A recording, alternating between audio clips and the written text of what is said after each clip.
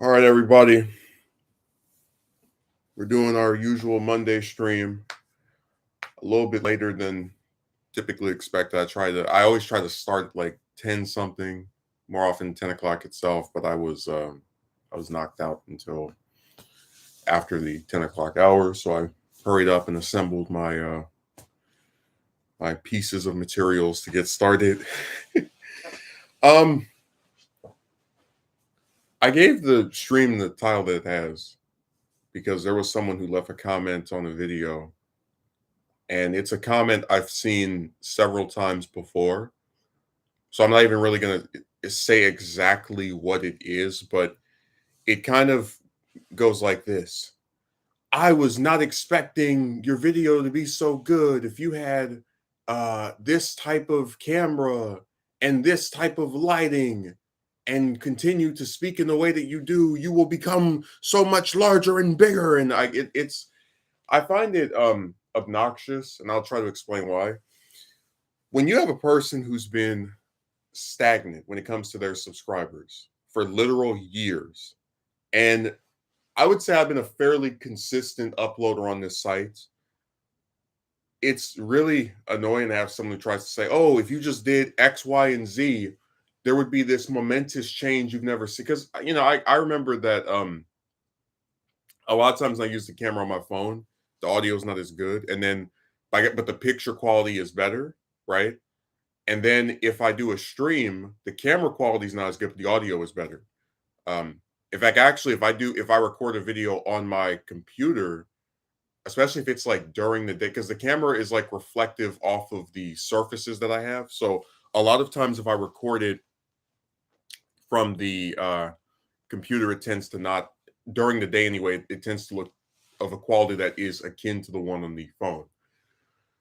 But I always said that for me, when I can do a video that gets 200,000 views and it's at 240p, which is considered like bad video quality, and people didn't care and they still watched it, and then I can do videos where we've got sparkling HD, right? You can see every little pixel and it's in 720 or whatever.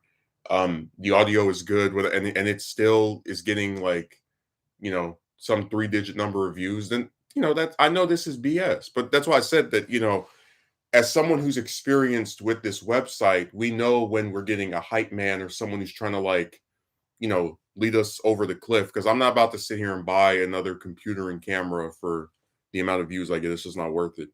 Um, but I do find it really sad that there was a time maybe 4, 5, 6 years ago where hearing that would have made me happier. Like, oh, that's nice for someone to write. But now it's just kind of annoying because we've seen for so long how people who watch this type of stuff can be. Like we had a conversation about how most subs don't watch most videos. Most subs, they click a button and vanish. So even with a person like that, they'll probably leave a comment on at maximum maybe two videos, then they'll just disappear into the ether.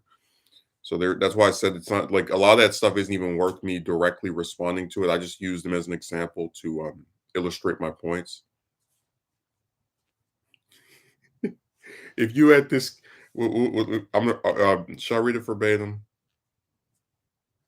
Should I? I don't know.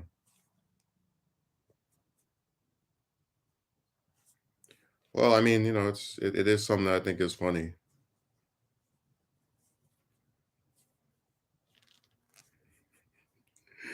God, I try really hard to not because I really don't want to make it sound as if I'm just mocking somebody, but I do think it's goofy. I don't usually click on recommended videos with such low view counts, but my man, your drip is insane. Get some better lighting and good camera equipment and keep that drip. You'll get there in no time. He says of the channel that's been stuck at 2,000 subs for over 5 years. Yeah, you'll get there in no time. We should already know at this late stage in the saga that isn't happening. And then when I heard the part about such low view counts, like, so what for a video to be good, it has to have 1,000 or 5,000 views, really? In a in a sense, that kind of shows that that person is like a follow the leader-esque individual where they only think stuff that other people have watched is good enough for them to view. Like they inherently believe that there's a minimum number of views that a video that is from someone they're not familiar with has to have for them to watch it.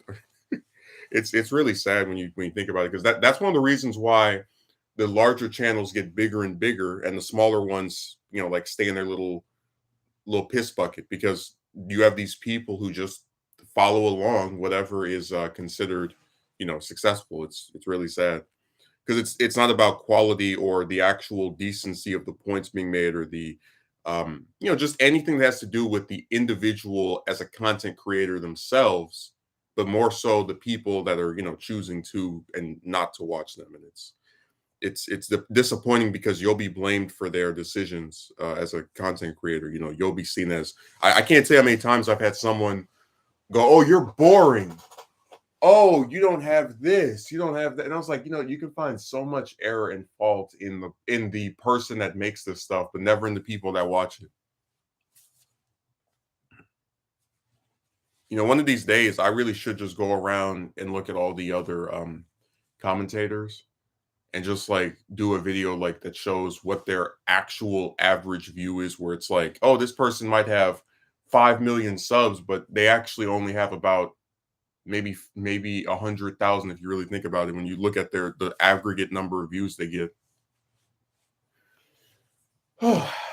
And that's really the saddest part to me about this site, that like people really sit here and they act as if there's not external things that cause a person to not be successful here.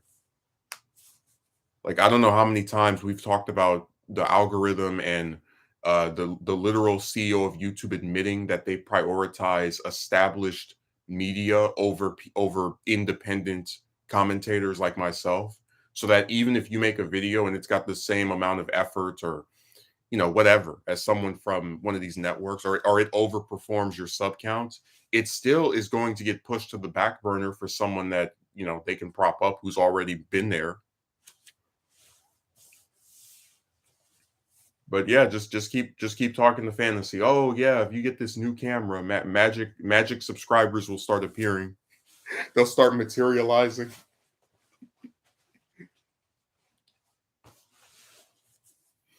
God, man.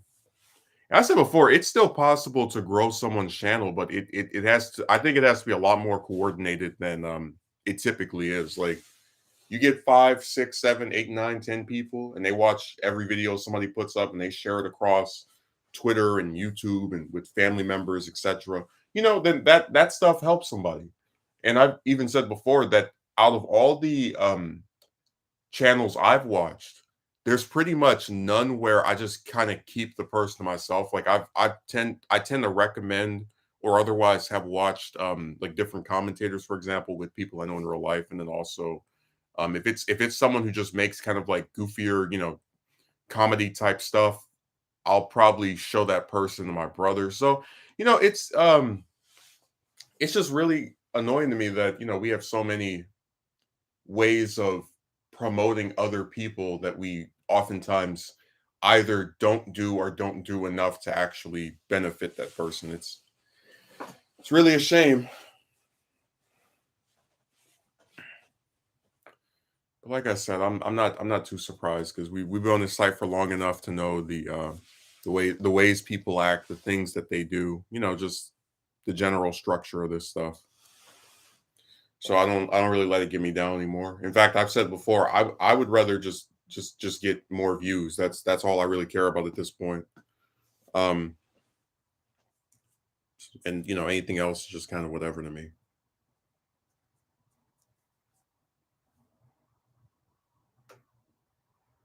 I'm trying to think. I know if you have 1,000, when you get monetized. If you have 100,000, all you get is, I guess, a YouTube partner, or someone that you can email YouTube with. Don't quote me, because I have to look and make sure. And you get that little stupid plaque, which I mean, I could care less about that thing. I couldn't care less. Excuse me. It's funny too, 'cause if I ever had one of those, I'd have nowhere to put it. Just from like what I talked about before, there's nowhere to like keep things that you that you care about in this. I think you know what I'm talking about, like where you have people who just mess with stuff and you don't have anywhere you can like hang something.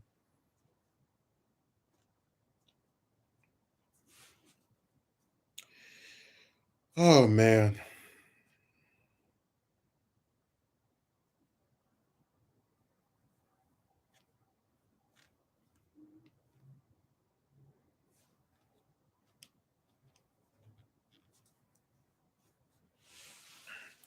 Yeah, this site is a can be it can be a real frustrating one when you're a content creator. I'll tell you that.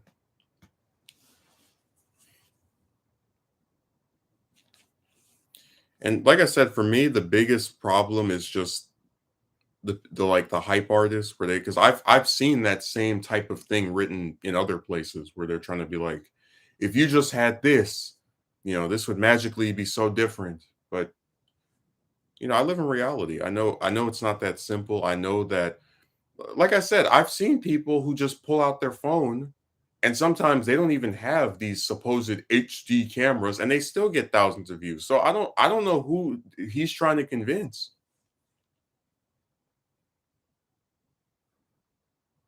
So I said people can be so weird to me. They just like the way they talk about things and try to convince you of stuff. It's just goofy.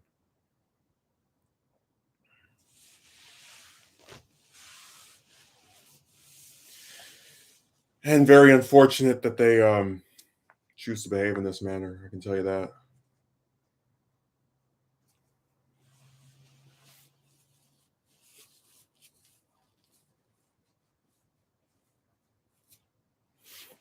So yeah, that's why the stream has the title it does. I'm tired of the hype.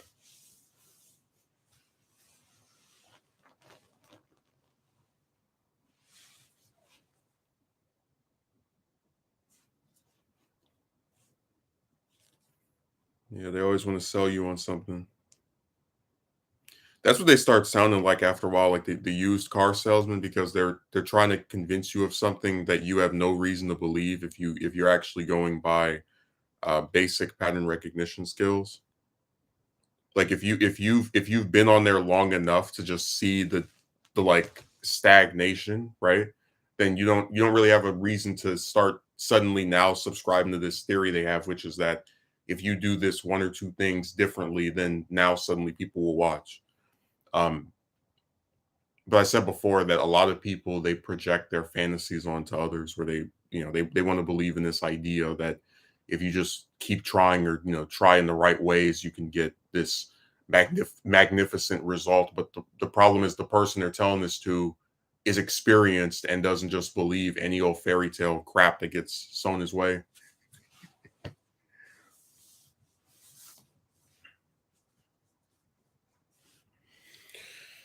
So yeah, my ability to subscribe to that stuff is very limited.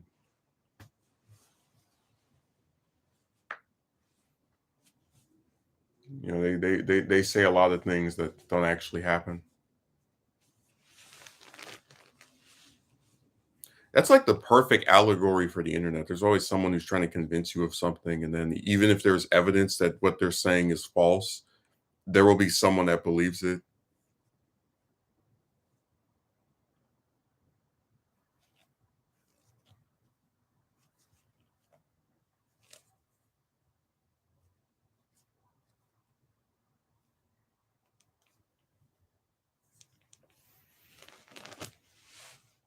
They always want to show someone the ropes, even though they themselves have never done it.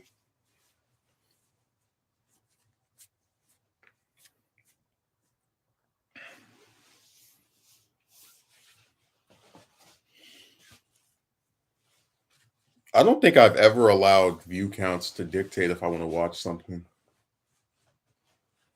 Like there was someone who made a video about a game. I'm not going to say what game it was because it's not important, but the video had probably like 8,000 views and it was in my recommended. I click on their channel. They only have like 200 something subs.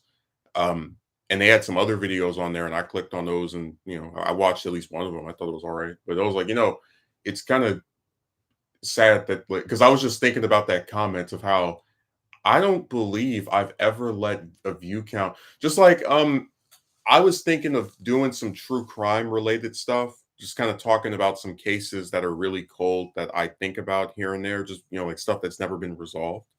And what some of the times when thinking of doing that, I look up other people that have talked about this stuff before, and I watch their stuff or just kind of see what like what generally like what amount of of content on this site already exists about these various people, or individuals that got away with these awful crimes. And I was I've seen a couple of them where it's like a few hundred views, like something that I could get right in terms of the view count. And I'm like, that doesn't stop me from watching them.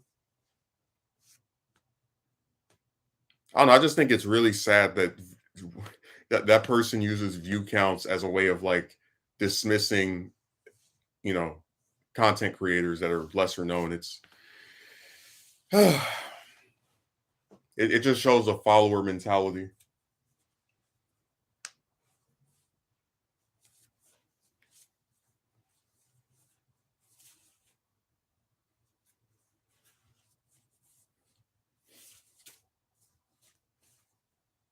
And yes, I'm still laughing at the David Pakman debacle where he had over 1 million subs, but then was like freaking out over getting only like 2,000 views on a video. And then on that video, all the other ones get like maybe 70,000, 80,000. On that video, like almost 500,000 people came out to watch it, or it probably has passed 500,000 by now. I have to look again, but I was just thinking about how like he like just he loses some subs one day out of all the years of being on that site and gets way less views, and it's just funny because it's like how brief that panic for him was. Like 1 or 2 days of not making a whole bunch of money off of here just set him off.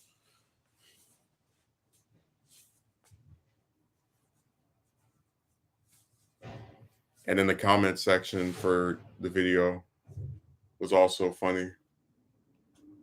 Get a real job, even though this website pays more than any actual job he could probably would pay, but get a real job. I just think there's something so messed up about, and I touched on this in my last stream, just the idea that a website encourages people, because we've talked about this before. Partners, especially the ones with like 5-digit subs, 6-digit subs, 7-digit subs, are encouraged to be on here making content and doing other types of stuff for their channel as much as possible. So it's weird to me to have someone who is doing that suddenly become afraid because they're not getting promoted by the site anymore, and then tell that person who's been encouraged by the site to uh, get their income from the site to then get a real job. I just think it's like you're being set up to fail in that instance. But that's just my opinion. I mean, it's tough if you've been on the site for so long and that's your main place of income, and then suddenly they're like, "Goodbye." You could find yourself in a real heap of trouble. But I think that's the case anytime you have someone who works somewhere for a long time and then they just get dismissed, or suddenly it's like, get out of here.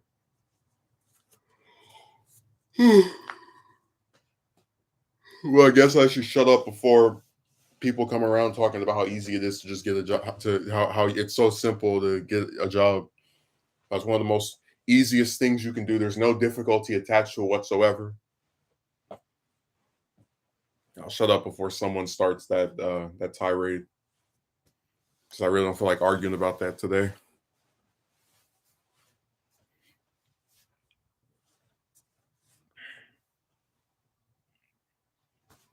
They always want to find a way to have a problem and go back and forth with you, and I just don't have the time for it. Like I think realistically, what happens is that I have so many things I want to do that a lot of times, if there's ever something that deviates from those wants or doesn't forward those in some way, I kind of like stray from it because I don't really see a purpose to it. Kind of like how if someone works a job, they're not in most cases working it because they like it. They're working it because they need to make money. So it's a necessary sacrifice to get an end result that you want. In my regard, it's kind of like I'll have some instances where I'll play a game or something, and it's just me, just trying to have some fun with something different every now and again. But usually, if there's a thing that doesn't forward what I want, I'll probably be less inclined to keep even bothering with it.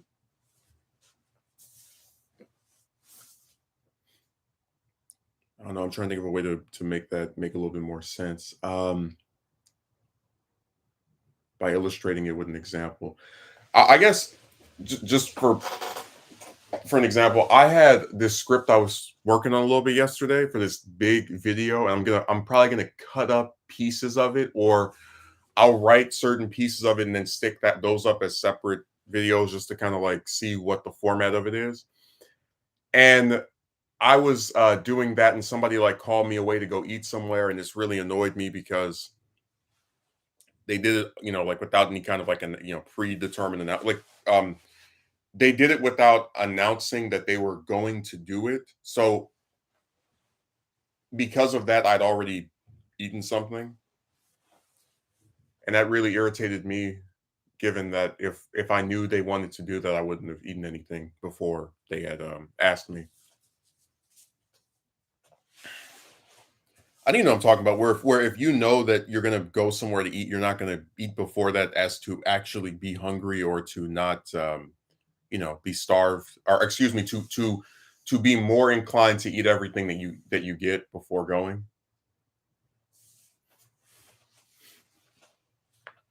Yeah, I think you know what I'm talking about. Where I was less irritated by going somewhere, but more by the fact that they didn't tell me we were doing that, because or that they wanted to do that, because I would have not eaten if I had known that they were they wanted to go that route. Oh man.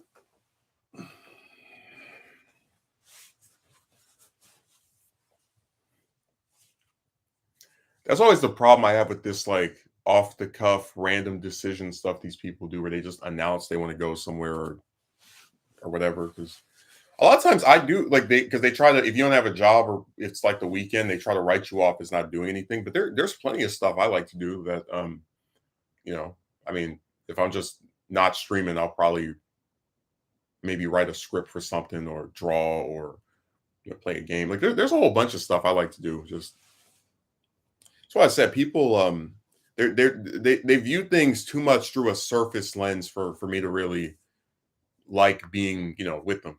Like they don't really think about stuff in a way where, if it's a perspective that's not their own, they can go, okay, well, that person might have been doing this, they might have been, etc.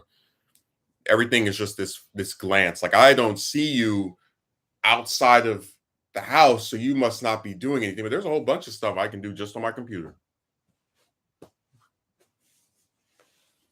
and they never really consider that. Heck, one of the days of this week, I was thinking of finally seeing Back to the Future, because I know Megumi likes it, and I was just trying to pick out a day where I could just turn it on and nobody else would be here, and I could just kind of play it at full volume, get as close to the movie theater experience as I could. Because that was always the biggest problem at the other house, the one I was at previously. It's like, this person is here all day with their stay-at-home job. So, with their door open, mind you, because that makes sense. So they're gonna complain if you put your TV at pretty much any volume above like 20. They'll be like, because that's what they do. And it was even worse when there was one weekend where my brother came over, and they were they got upset because we had the TV up at volume, I think it was like 50 or 60. We were watching Return of the Jedi. And I remember just thinking to myself, because this was how I realized they were full of crap. So the issue is that if you have your TV up loud, it messes them up while they're at work, or they can hear it while they're at work, right? But if this person is not at work, and it's a fairly early, after, was it evening, during the weekend, where no one is sleeping, I don't really see why we can't have the TV up at, some loud volume with the door closed. Like, I don't get it. I really don't understand why that would, but that's why I said that when you have someone who's always trying to find a way to have a problem with something, they're going to keep complaining about, this, that, and the other. Because I do think you're a jerk if you tell someone to have their TV down at a certain volume while you're working, but then you also tell them to have it down at a certain volume while you're not either working or sleeping and you're just like sitting in your room doing it. Because it's like, they already adhere to your crap that goes on Monday through Friday. Why can't they have a little bit of fun with a louder volume, you know, during the weekend? I don't get that. So yeah, I'm glad to be rid of that person as things stand. I'm happy that I don't have to see them every day like I had to for the insufferable time that I was with them. Good riddance. Because believe me, they were plenty of loud themselves.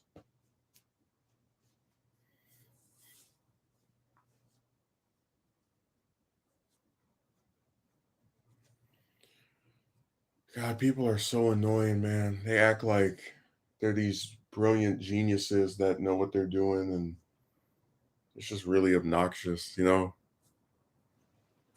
Like, how does someone who's loud themselves get to tell you to not be loud? And they don't even get to use their excuse of they're working because they were loud as well when they were just having people come over and visit them, or they're talking and you can hear them in some other room.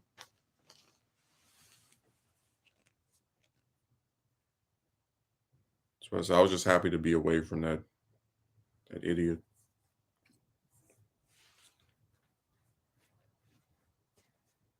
And their spin artist who defends every single thing they do.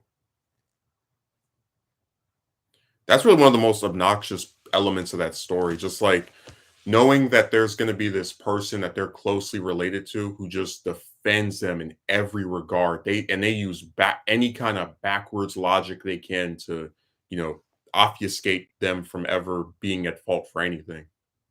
And they do the same thing with themselves if you critique them, but they can always find 900 faults in you. Let's not forget that one. And they never want to accept the consequences of their actions. Like they think they can curse you out and call you out of your name and talk trash about all these different aspects of who you are. And then they don't want to have the consequence of you never speaking to them again as a result of that. They're upset that you don't talk to them more. It's like, yeah, because after the way I was treated.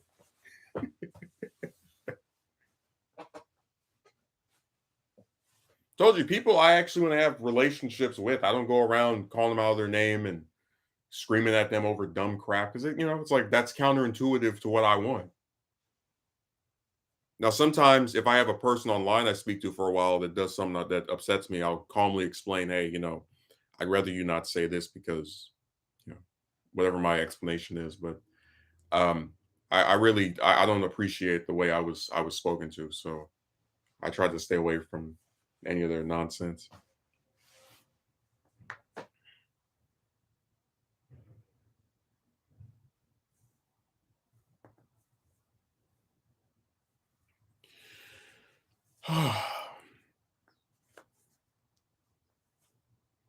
People just have to be able to put themselves in someone else's position for once.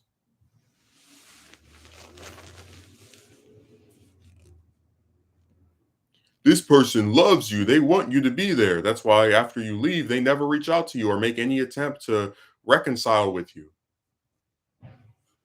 Yeah, but they love you. They want you to be around them. Yeah, uh-huh. I say Hollywood screenwriters couldn't make this up, man. Even they couldn't write a story as ridiculous and as absurd sounding as this one.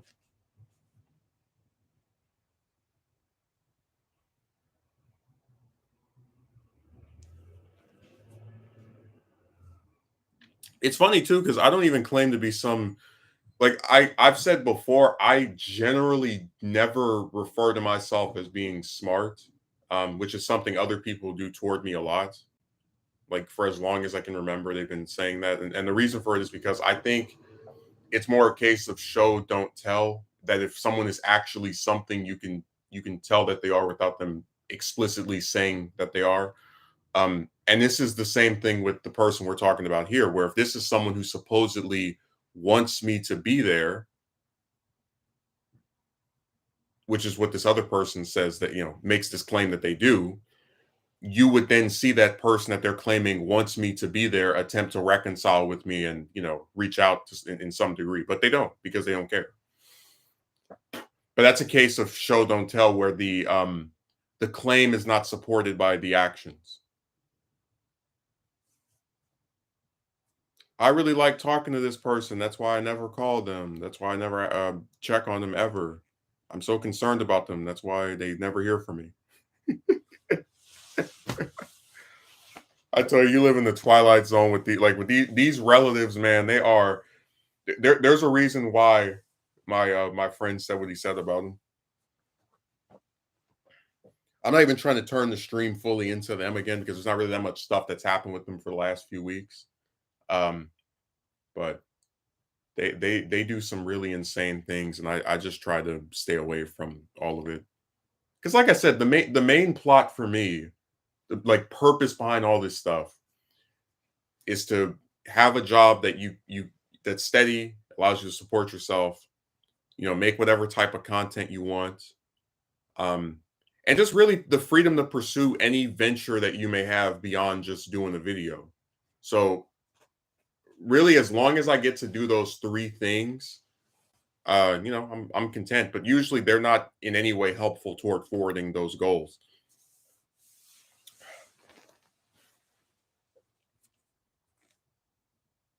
Like I said, people they're just not very helpful. They're not helpful. They're not really decent in any showing of the word, and they project a lot onto others. They say things about other people that is actually what they are. Um, and you see this in a lot of instances, not even just with them, but like people on this site too. I mean, it's really insane to me to be lumped.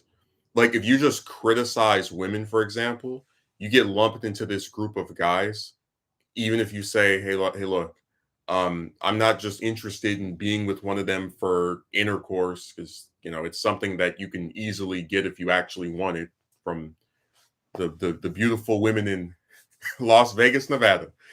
And it was funny because I was saying it's interesting and in such an ironic, almost Shakespearean in terms of how ironic it is that you'll get lumped into this group of guys that are known for violence, but then you're not only are you not saying anything violent because you don't support it under any circumstance, but you're also being threatened with violence by the guys that are nominally on the side of women.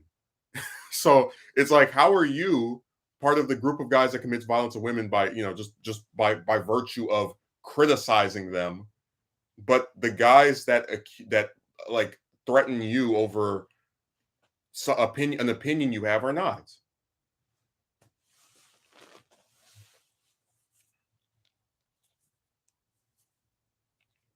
It just doesn't make any sense to me. That's why I said a lot of this stuff is people saying one thing and then doing the other. Now, Megumi, you weren't here for this stream. I was making a point about how it's now been about a month since I left from over at the other place. And I was saying that the spin artist, which is like that intermediate relative I was describing when I did the I don't, oh, that garbage. I was saying how this person claims the one that threatened me loves me and wants me to be there as well. And I was saying if that's true, if what this person is claiming of this other one is true, why hasn't that relative reached out to me to try and get me to come back or to reconcile with me? Because they don't actually want me back. Like it's very obvious, Because I was just thinking if I said or did something um that made a person I lived with for years now suddenly just want to get away from me, cut me off, never hear from me again. And it had been a whole month. We had barely spoken or not spoken at all outside of when I just stumbled across them when they were there. wouldn't I reach out to them if I truly want them to return, if that's like supposedly a thing I want to see happen? But they don't, because they don't care. So that's why I said, believe none of what you hear and only half of what you see. So this person can claim, oh, this other person loves you and wants you to be there, but then what do you see? No calls from them, no attempts to speak to you through the person that the other relative or some other person they know you talk. Nothing, no effort whatsoever to actually get in contact because they don't care. That's why I said, like, people so often try to trick you with this crap that doesn't mean anything, that are just it's nothing but lies. It's nothing but lies and saying one thing, doing the other, and don't fall for it. I don't. And you don't have to be a genius or some highly intelligent person to know that it's BS. You mean so much to me. That's why you haven't bothered responding for months and months. That same kind of doctrine. If I saw you in person, oh yeah, yep, that's what I'm talking about. Exactly. They just don't care to get in touch with you. Them not saying anything to you is evidence of that. Dude, I tell you, it's so sad because they have my number, which I have not blocked them. There's no point because if I do, then they'll go and complain to this other person. So they're not blocked. They can call me, they can text me, they can email me, they can even get this other person to speak for them. And they've made no efforts whatsoever in a whole month because they don't care. And it's like, I know they don't care. That's why every single other relative that's on, let's just say, I'll put it like this way. I have about 5 or 6 different people who are related to me that know that there is a specific, what's a good way of putting it, throw line. Where there's like a certain overarching theme that people can like sense, that they know, even if they're not there, they kind of know it. There's this group of other relatives who have always known that those particular two, when they're not when they don't have someone that's like on top of them, act crazy, they treat others like trash, they do not care about yours truly. And this is something that a whole bunch of them know. Even the ones that still talk to them know this. So it's we're just seeing evidence of that, really.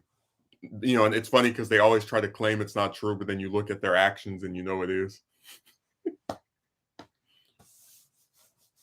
I tell you, the part that had me almost on the floor laughing was when the one said that they love me because they pay the bills for where I live, and I didn't say this, but I was like, that means nothing. You like, I never lived there because of that person, and if I wasn't there, they would still be paying for that place anyway, which is exactly what they're doing. So it's really not about me. It's just they paid for this thing, and then by happenstance I was there, and now that I'm not, they're still doing the same thing. So that wasn't about me.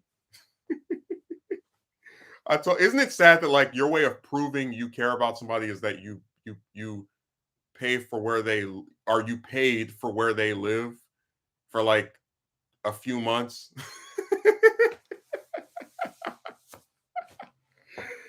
Oh, these people have nothing.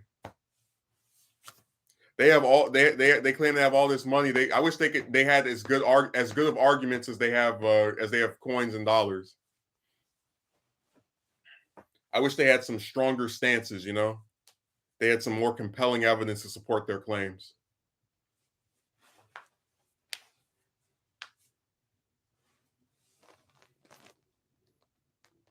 Gumi, you think I'm kidding? My best friend said that all the friends he has, I have the worst relatives he's ever seen, and he pointed his finger right at that same non-dynamic duo. That's relative, man. It sounds like you can make an entire story on about their yes they have with you. I told you there's a lot of layers to their ridiculousness. That person is the definition of insanity. Dude, I still can't get over like them getting this dog and it just sits in a box all day long every single day. And even if they're like off of work, it still just sits in the box in the little cage. You know what I mean? Like it's just like because it drives me crazy to think that the two of them are running with the excuse that this person got this dog because they want company or whatever. It's like it doesn't make any sense to me that if I wanted an animal, I would not only keep it in this because I've said explained before, like cages with the little thing on the top are ones you use when you're trying to move an animal somewhere. Like they're not supposed to be kept in there day after day after day. But then on top of that, what's even worse is that when this person is not working, such as on the weekends, it's still sitting in the cage. So it's like, who are you trying to trick? Who are you trying to convince?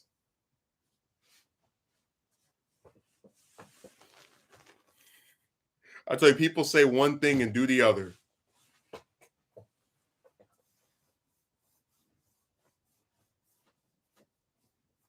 They make a lot of claims, and then you actually see what the types of stuff they're doing, and you know it's BS.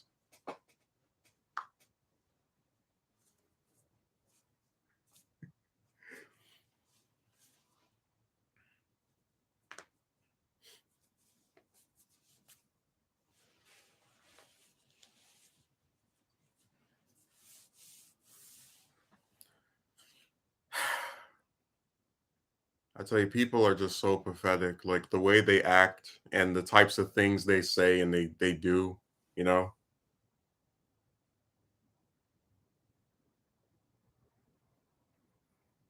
And I don't know what's worse today because I asked one of them point blank. I said, "Listen, at no point in any recent year have I ever thought that you actually cared about me. So what at what point do you think because I basically what I was trying to get them to see is that and again this goes back to why I don't argue with people, especially ones online and just like in general, I just prefer to not like have these back and forths. But I said me and this person have basically been having the same conversation of them being upset with the same like four, five, six, seven, eight, nine, 10 things about me. And I said, out of all the years of the past, and you notice that the same things you complain about stay in place, do you really think if you just keep whining? And I said, and I said like dismissively, if you just keep whining, you're going to be making any difference or impact on me whatsoever. But they really, that's why I said a lot of people, I'm not even joking, it's like they live in this bubble where they think they have this infinite. Because, for example, if I had someone who was doing something that really bothered me and they just were not into my view improving, I wouldn't bother to keep trying to like argue with them or tell them, oh, because it's a waste of time, man. But yeah, they really do live in this like status quo comic book-esque timeline where they can just keep complaining about the same couple of things or treating somebody a certain way and they're never supposed. That's why what I chose to do, which was get the hell out of there after that person threatened me, um had the two of them kind of like going like this because they got used to the status quo of we can talk to this person any kind of way, and because he lives here for free, we can treat him in whatever manner we like. And I said, I'm nobody's slave, so I got up, got my stuff, and left.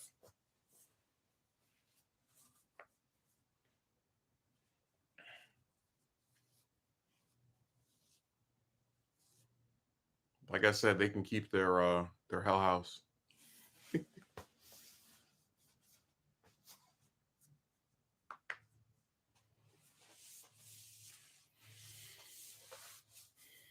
Trust me, they do repeat a lot of the same stuff over and over again. So they are both of them are fitting the bill of that.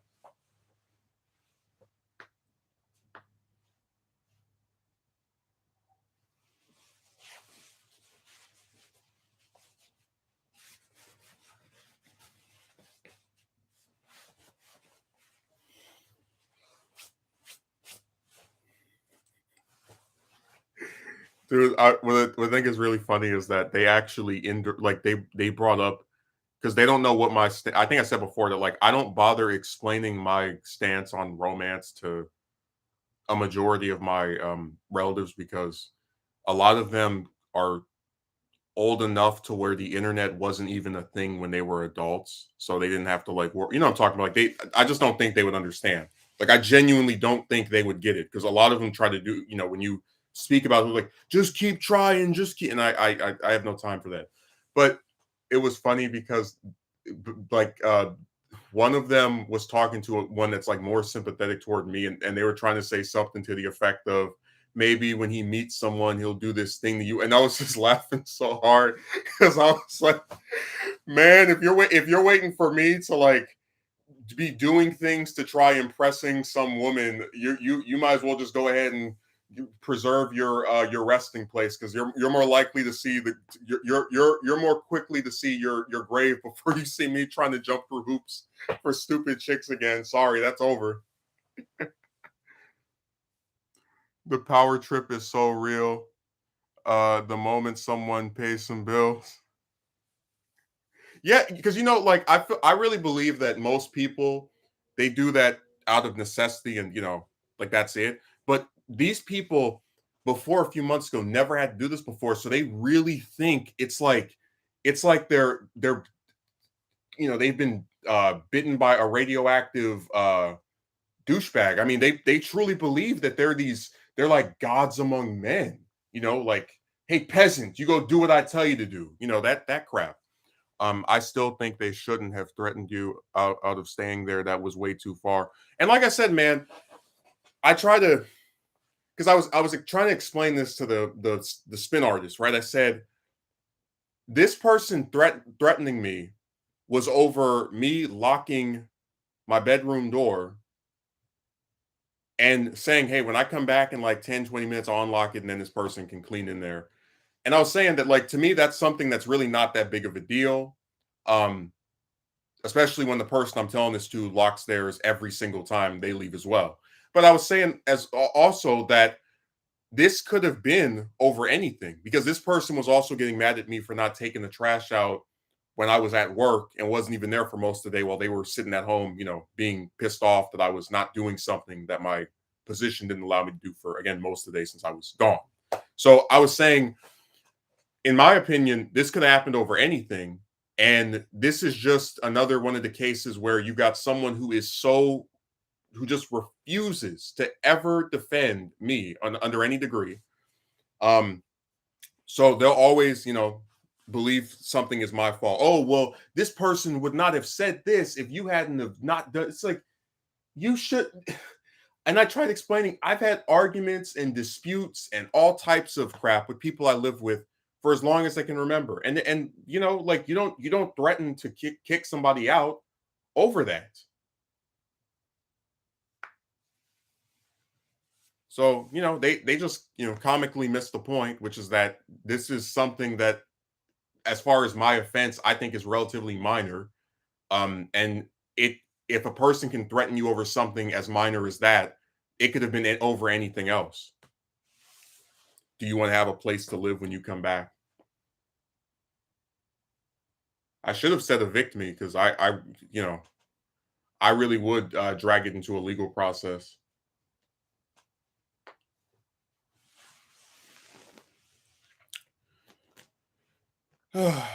Like I said, man, I don't care about that house. I don't care about that dingbat. I don't care about the spin artist. I'm just trying to get a job. I'm trying to make my content. Um, and like being around these people is not something I'm really excited to do. I've been around them long enough to have had my fill. They're nothing to me. Um, they talk about all this love or whatever. I just roll my eyes. The saddest thing is that things don't have to be that way. No, told you I argued with plenty of other people I lived with that paid rent, including since I've been an adult, and they didn't threaten me. But that's why I said when you're dealing with people who don't care about you and who feel like you're just kind of there because of some other person, they do believe they can just throw you away like an empty potato chip bag. If you ever become inconvenient for them.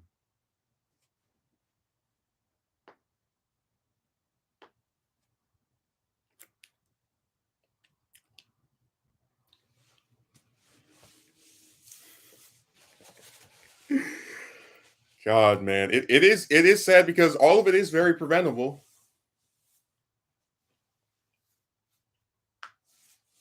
I mean, like I get criticized for keeping to myself, but I try to explain them before that me not saying anything to these people is me attempting to keep the peace because I've been around them for so long that I know if you are speaking to them for a long enough period, they'll get upset with you over something dumb, and then you'll get into another issue with them. Like what I'm saying is because I know how much minor stuff that doesn't matter to me matters to them, and they can like freak out over it. I try to limit my interactions with them purposefully for the sake of not having more arguments with them.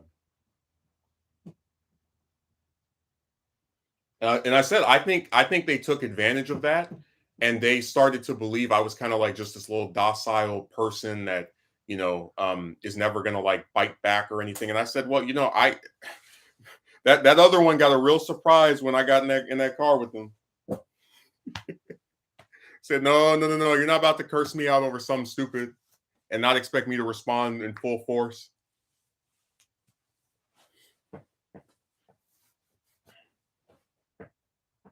And they're gonna talk about the person that lives at my house isn't going to talk to me. That's like, well, hell, what? So they can just curse you out, call you out of your name, scream at you, and you're supposed to be like, okay, yes, sir, yep, yep. Nah, to hell with that. But yeah, it was all preventable, and I tried as hard as I could to not have something like that happen. But again, when you're dealing with these people that you're constantly walking on eggshells with, that really do not care about you, that's why they can just so quickly pivot from oh, thank you for doing this for me to what was said to me, then you're like I said, if that didn't happen at that point, it could have happened a week later, a month later. It's what they do. I really don't like people who write you off in that way. The moment you give them um a reprisal, it is a huge shock to them. Like, what do you expect?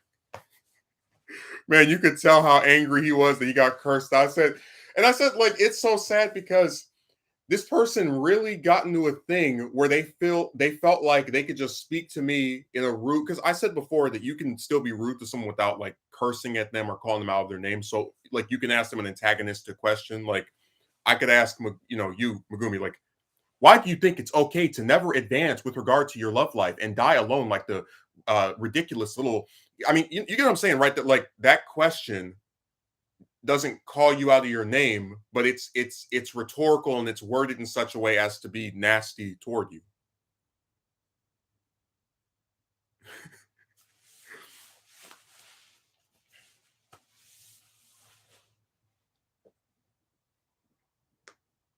That's why I said I just try to stay away from them.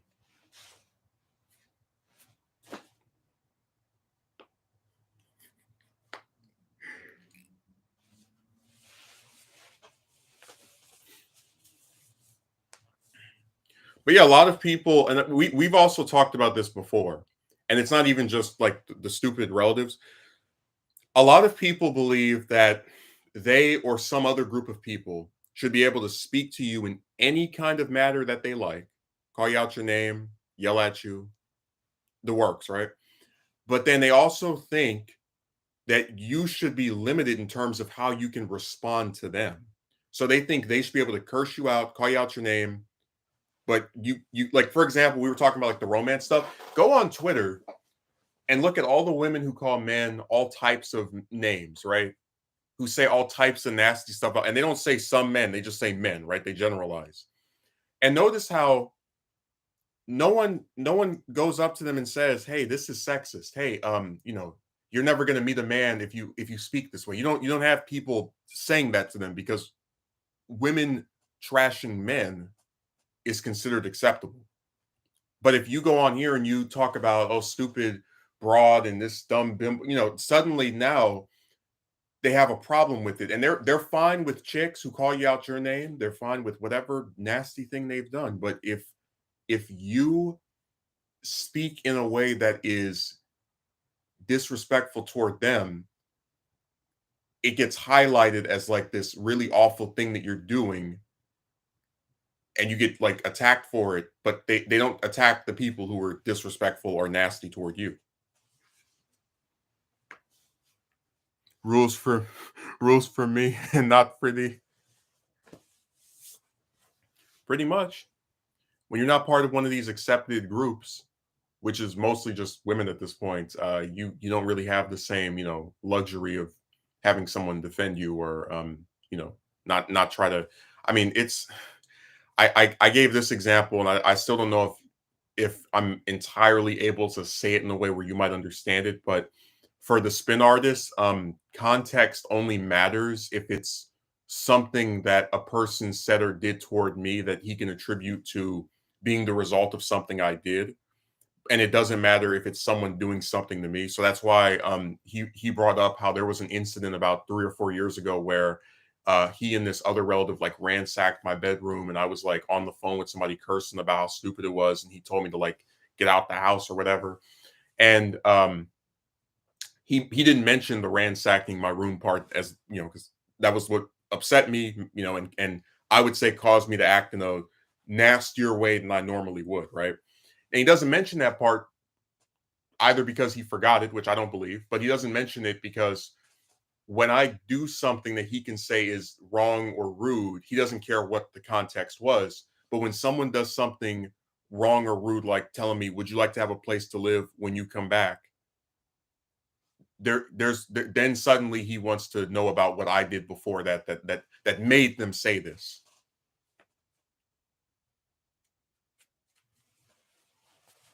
Reverse those roles. They are allowed to express themselves in any way possible and are even able to generalize as well. So BS. Absolutely. One of the reasons I had the conversation about attire, and how like, women have all these different options was because I was just trying to say that you can't really tell me about equality when if you're a guy, you have this little limited amount of stuff you can wear. But if you're a woman, you can wear men's stuff, you can wear stuff that's, all I was getting at was it just seems to me as if everything is so slanted in their favor that it's almost like a joke to even because I reject the idea that if you like jump through the hoops that these guys tell you to, you're gonna suddenly be on equal footing with them. Like I genuinely believe I could have 100,000 subs and be rich or whatever, and I still like would not have any chicks showing interest in me whatsoever. At least ones that actually like want to be with me for a non-financial gain. And it's like I believe that because we've watched them do all I'm getting at is that's one of the reasons why I don't subscribe to that claim of like the self-improvement stuff because no matter how much you improve, in quotations, you're never going to be on their level. You're never going to have like several of them asking you out and coming to you because women don't ask out men. It's a fact that most of them would rather sell in their little, princess castle and have some guy come up and, get turned down and have his time wasted than, vice versa.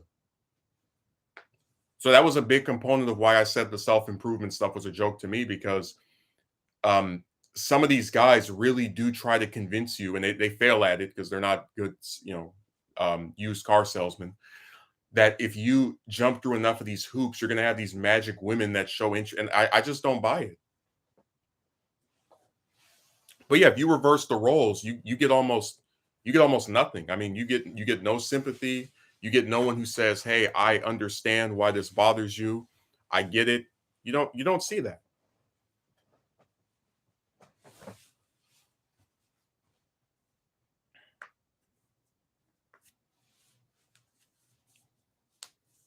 Told you, you go online right now on Twitter, on any website, you can find women talking trash about men.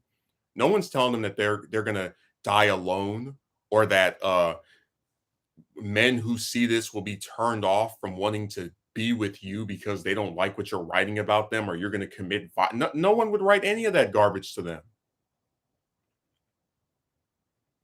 at all. But if you're a guy and you come on here and you say, look, I'm tired of these chicks, they waste my time, they're annoying, etc., suddenly it's the end of the world. I mean, you can do a video like the 200,000 view one. You don't even call them out of their names and you still have people talking about you're going to be part of this group of guys that wants to do things to it.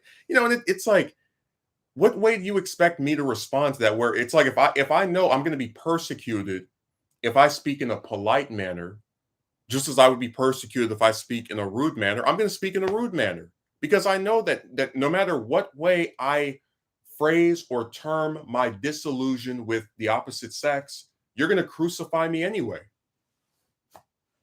Just like we were talking about how with the self-improvement stuff, we know for a fact that if you do any of that crap and it doesn't work, they're not going to have a character arc and say, "Hey man, these chicks, there's something wrong with them. You went to the gym, you got whatever." No, they're going to go, "Well, you probably don't have a mouthpiece. You probably were wearing this." Because it's always your fault.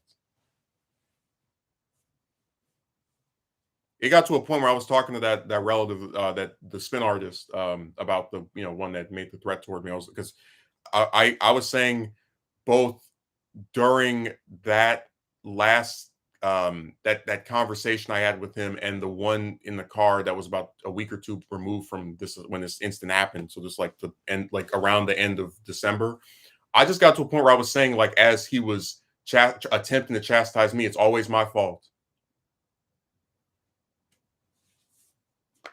It's always my fault.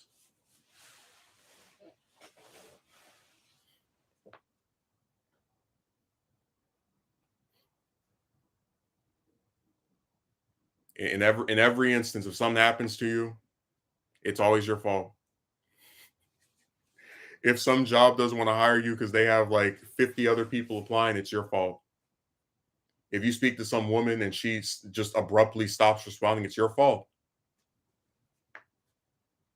If you go and you do a video and you put all this effort into it and it gets like 10 views, it's your fault. God, you just can't win. It's always your fault. It's always something wrong with the same person. Never external factors be damned. The most blame man of all time trilogy is a must watch for sure. I wasn't even expecting for that to be a trilogy when I did that third one.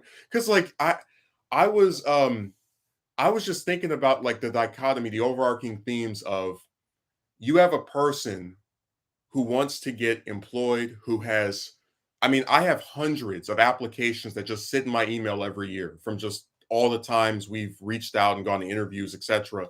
And these people that have effectively convinced themselves this person doesn't want to work. They don't want to do anything. It's like you can't.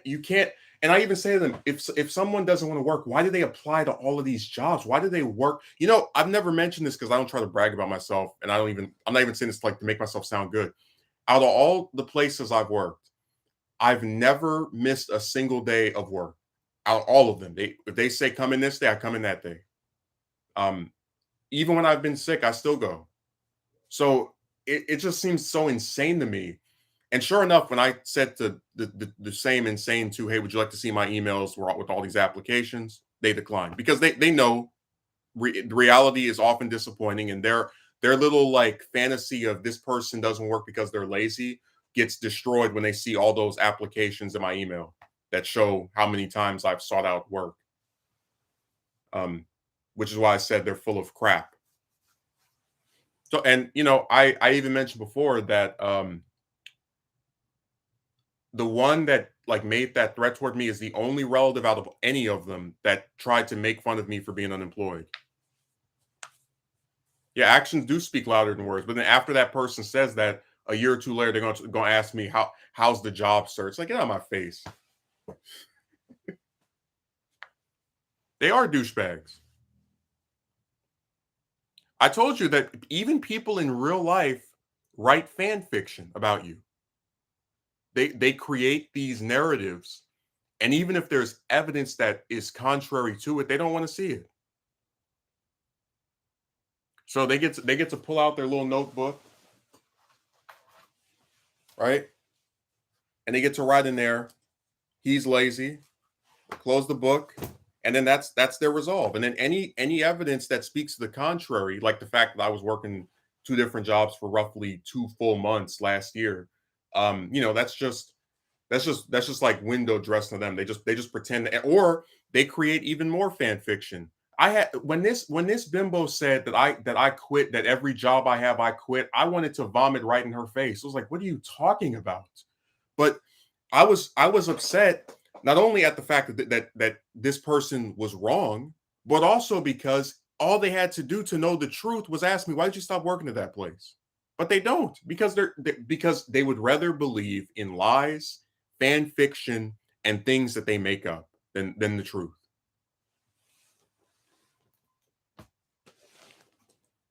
Told you, when you don't like someone and you don't care about them and you want to just dismiss them in any way you can, you make up stuff about them. Anything that fits your narrative. This person's lazy. That's why every job they have they quit, even though they don't. But I'll just make something up anyway.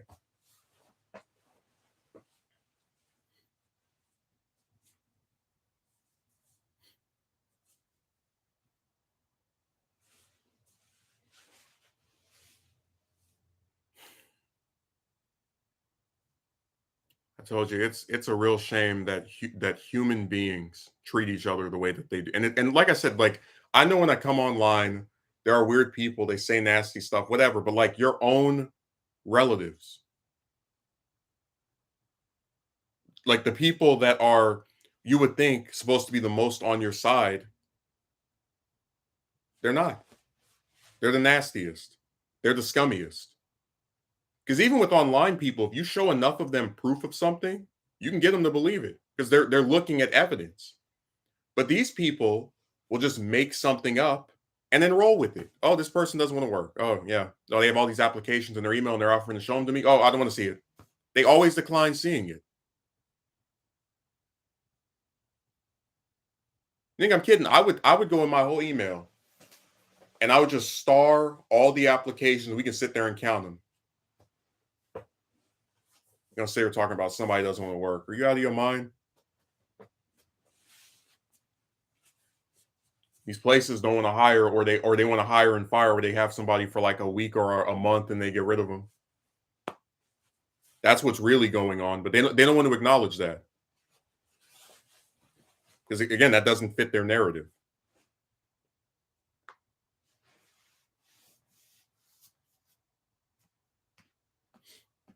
They just make things up and they just roll with it. Create your fan fiction. So this is just how human beings are. They just make things up about people. Even people they're related to, people that they have access to, they could ask them a basic question and get the answer, like that, and they would just rather create something in their head to serve their own biases.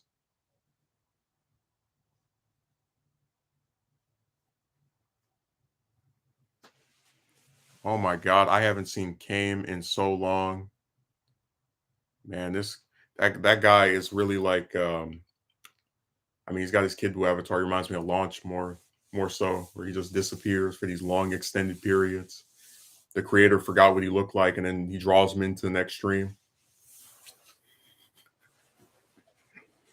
I can't believe it.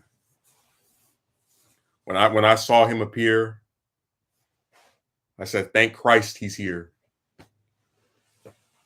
And literally wrote, "I just saw a report yesterday. The job economy is booming." I'm like, "Where?" I swear, man.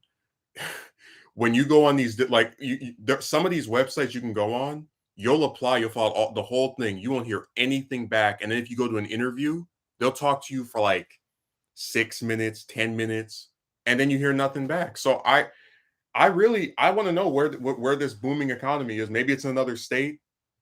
Maybe it's, I don't know. It's just becoming harder and harder for me to believe it.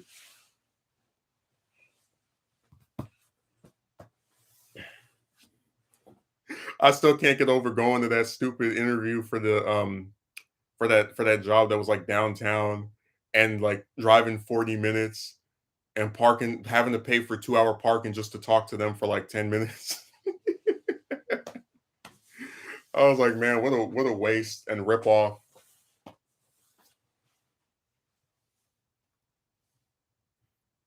And I guess what drives me crazy, and we've discussed this before, but like the dichotomy of these people put up help wanted signs, now hiring signs, advertisements on other websites. They make it sound like they're so desperate for you to apply to them. Oh, please come and work for us.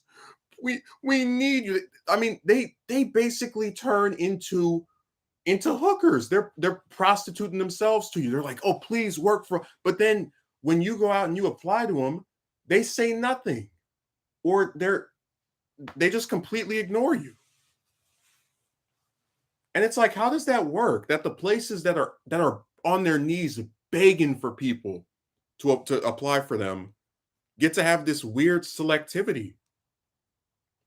Speaking of jobs, after attending a recent interview last week, I was told I gotta give two references. My last job, I feel, may just make fan fiction about me for sure because I walked out of it. Oh yeah, I wouldn't use anytime you have a job where you just leave it or get fired. I never use that on an application because they try to, they're spiteful little bastards, so they might try to get revenge on you for walking away. This is just a theory, but I think employers might be looking for expendable workers they can rotate out instead of dedicated long-term employees. Oh, absolutely. That's why I had the like saying hire to fire. Now, Cam, I had two places. One was in February of last year, and the other one was in May of the year before that, where they did the same thing. They made it sound like they really needed someone to work there.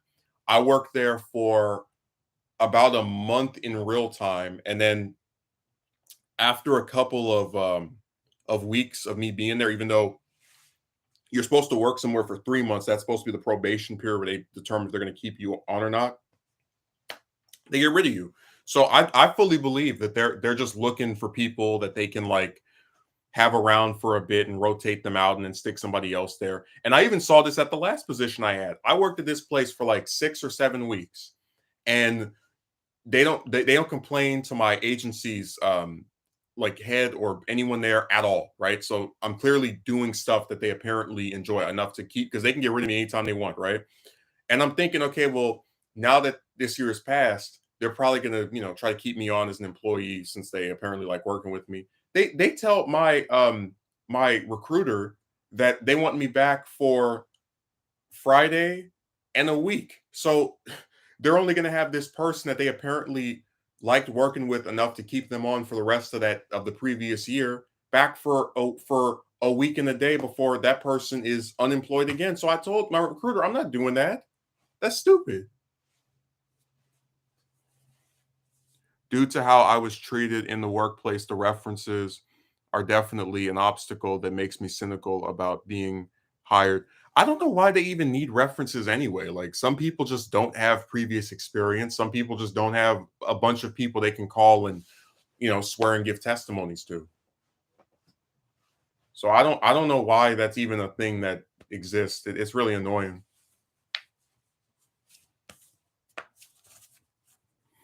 Megumi, remember, I'm lazy. That's why every time I get hired somewhere, I work every single day they tell me to. That's why I do all these applications to try and get hired somewhere. I'm lazy. I don't want to work.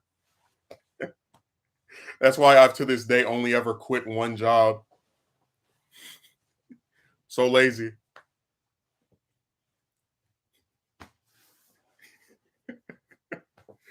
I'm telling you, man, the Twilight Zone is it's just seeping in. People that Akatsuki Merchant's not here, but he had this comment about you could work your bones to the grizzle or something and they would still call you lazy.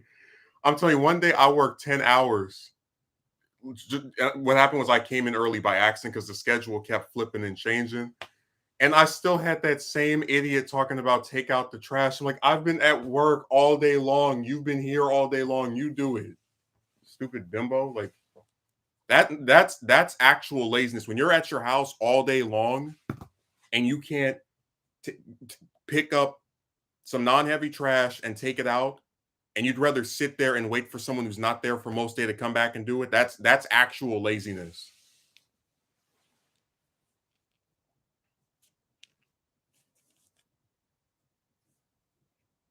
I don't get it. Do companies save money doing that? What it is they probably have a quota where they have to look like they're giving people a chance. So they hire somebody and they start imposing ridiculous like rules on them. Or they barely give them any hours. There's like different things they do, little tactics to make you like not really enjoy being there. And then after you've been there for about a couple of weeks, because it's always after like a week or two that you first start getting your like your face kicked in, where they're like, oh, I think I mentioned before that like the manager at the place I worked the year before last year threatened to get rid of me on my first day, on like the first day of me being in the kitchen, which was my fifth day overall. Threatened was like, if I don't see an improvement in you by next time, we're gonna let you go. So they really do just zip through people and rotate them out. For what reason, I'm not entirely sure, but I think it has something to do with meeting a quota, because it just doesn't make any sense to me to like to like waste people's time like that. To hire somebody, have them there for a couple of days, then get angry at them over something that they don't know how to do, and make threats toward them.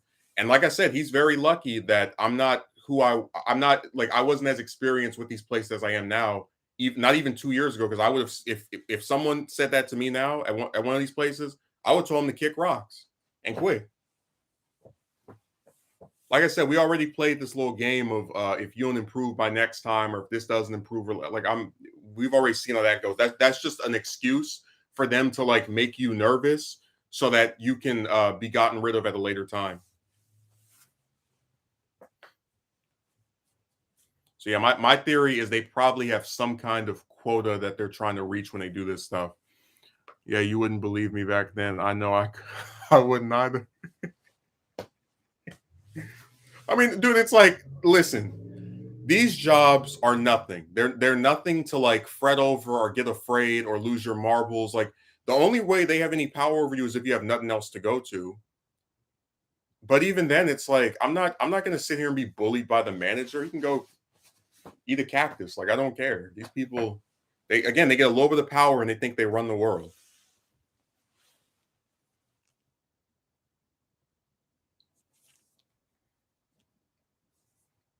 It also sounds like a way to finagle statistics into looking like more people are working than actually are. That's another thing. I forgot about this. When you put on your application, you want to work there full time. A lot of these places will hire you part time. So like you'll say, hey, I want to work 40 hours a week. They'll give you like maybe 15 or 20.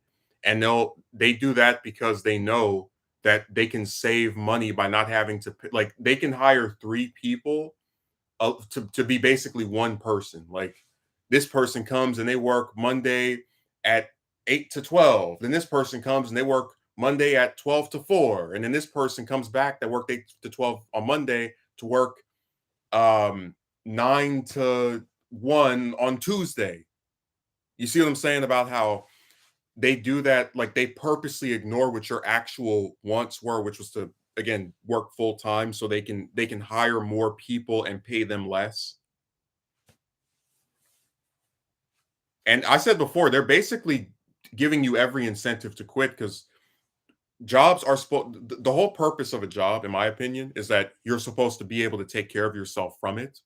So if you have a job that you're not able to take care of yourself with, you either get another one, which I don't feel like I should have to work two jobs just to get 40 hours a week, or you quit it. Yeah, getting a job hardly means anything if you get dropped in a month. It's a sham. If you have a job and you can't even pay any bills, what is the point? There is no point. It's the only people it serves are the corporations, because they want to make it look like more people are working there, or they're hiring new people, but it's just not working out as they put it, than actually benefiting the individual employees. That's why I said like when I heard about and the weird part is like with the agencies, I was getting 40 hours, but they're just they won't hang on to anybody. They won't hire anybody on permanently. So even if you do everything they want you to do, they still won't retain you. Hey Meta, you're gonna work this new job for me on Monday, Wednesday, and Friday for 5 hours, even though you said you wanted to work 40 hours this week. We're gonna hire Meta on for 15 hours a week. We're gonna hire Kame on for 10 hours, and we're gonna hire Megumi on for another 15. So we can have what is that like? Yeah, we can have 40 hours with three people who are all not getting enough to actually live off of this crap. Then just hire one person on for 40 hours. That's what they do. They just slice up the hours, between these different employees.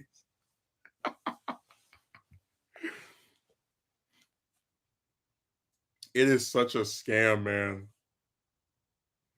Yeah, I don't understand. I hear on the news that so many places are hiring. I hear people saying that they can't find jobs. They're looking and send applications every day. I tell you, one day, there was a certain, was it a pizza place? I don't remember what it was, but there was one place, it's a corporation. And one day I applied to, I'm not joking, not 5 jobs, not 10, not 15, not 20, not 25, 30 jobs. And I still did like barely heard anything back. I think I had like them try to ask me about the delivery driver position, which I didn't have a car, so I couldn't do. But I was just sitting there like, you have to you like for me to be told that I don't want to work and I'm applying to literally 30 positions in that company. That's BS. Get out of my like no anyone who says I'm lazy and don't want to work after that should just be laughed at forever. I'll never get over. I've never applied to that many positions from one place before. I was applying for everything. Such low pay and don't want to give us more hours. Oh, that's why me and my older sibling who got me onto the job quit. Yeah, because like again, they're not doing anything for you. If they're not giving you enough hours to actually take care of yourself, then forget them. But if we point this out, people assume we're lazy and don't want to work, and it all just cycles back to that narrative. It drives me even more crazy because it's like, okay, you have two options. You can give me my 15 hours, but you double my pay or triple it to whatever the amount is. Because then like if you're working 15 hours a week, but you're getting what someone who works 8 would, then it doesn't really matter. But they're not going to do that. So then you say, okay, well then increase the number of hours I work. They don't do that either.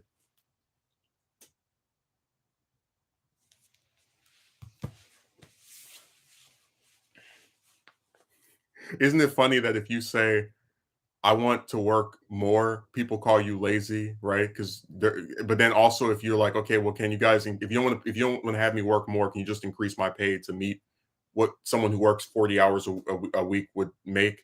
They say that you're like lazy and you're trying to like get paid more for working less, but then it's like they act as if you're the one who made your schedule. Like, God, you just can't win with these people. I tell you,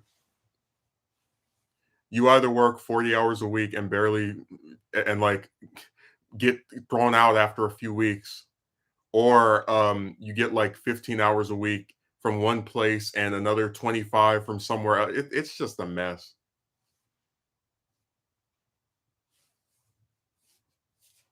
And like I said, the same two relatives saw this happening to me for 3 years, just drowning. Right, didn't help whatsoever.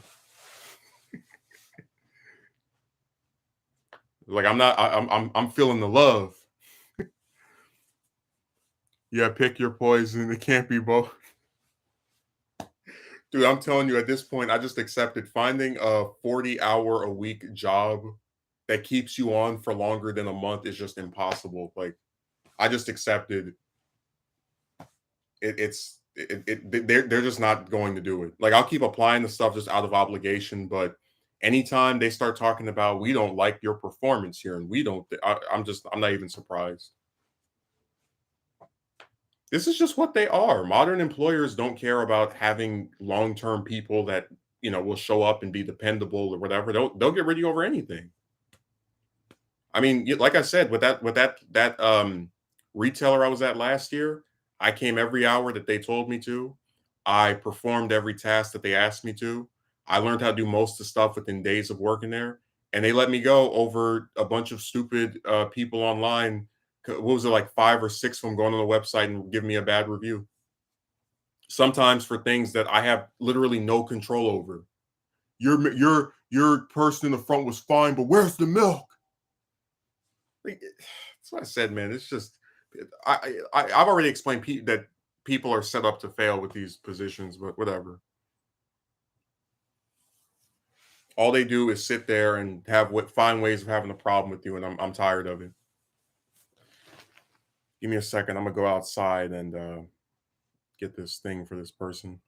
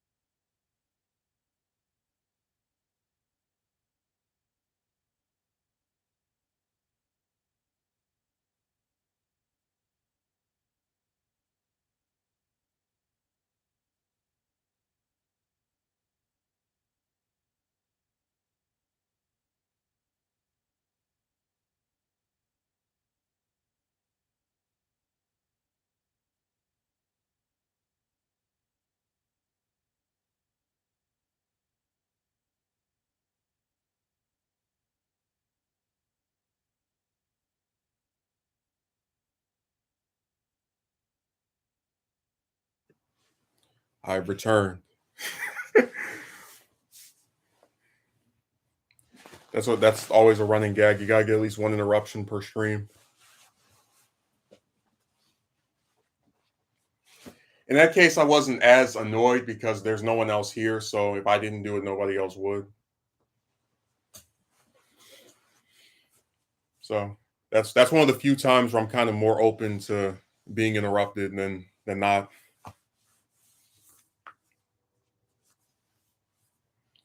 But like I said, these employers are just they're a joke, and the jobs they have are jokes.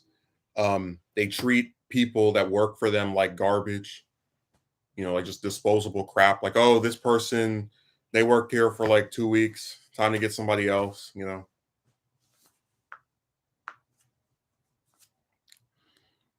it's sad, man, because a lot of these places take advantage of people who have nothing better going for them.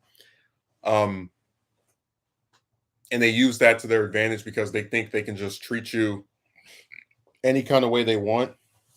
But really, at this point, I'm a lot more. I don't want to say confident, but my patience for that.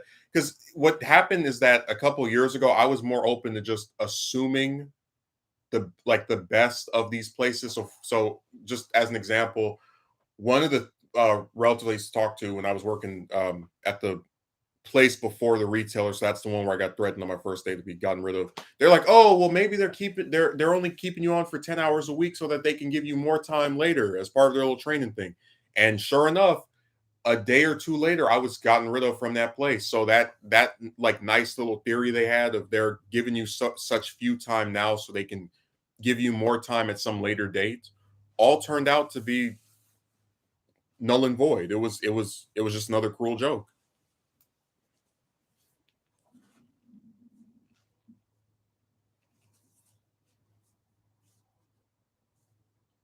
To me, most people who accuse folks like us of being black pill or doomer or whatever are just too privileged to understand the plight. It's not a doomer mindset to point out the reality of situations.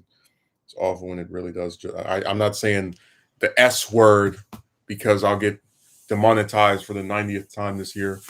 Um, well, it came out. I mean, at this point, people just they're going to believe whatever they want. So I could sit here and make the case for why talking to these chicks is a waste of time, but all their little fanboys are going to come and say, "Oh, you're this, that, or the other." So, what's the point of trying to explain something to somebody if they're just going to name call? And that happens a lot. Like, you could do a whole video with a script where you go break down piece by piece. You show evidence, and they'll just sit there and call you out your name and say you're going to do this, that, or the other. So, I just said, why bother? We know why there's something wrong with them. We already have stuff that shows there's something wrong with them. If they want to believe that we're just whatever, then let them. They're going to believe that anyway. Like I told you, these are the same people who want you to like drop off a cliff. Because there was a guy that came on here talking about if you go and get a passport, you can get a woman like it's nothing. I'm like, dude, we've shown multiple women from other countries that are just as garbage as their American counterparts, and you're going to talk about the magic broad from across the water? Like, come on, man. But that's why I said, even if you have proof, the people who are really insane are not going to believe it anyway because they're not trying to be rational. They're just here to write weird stuff.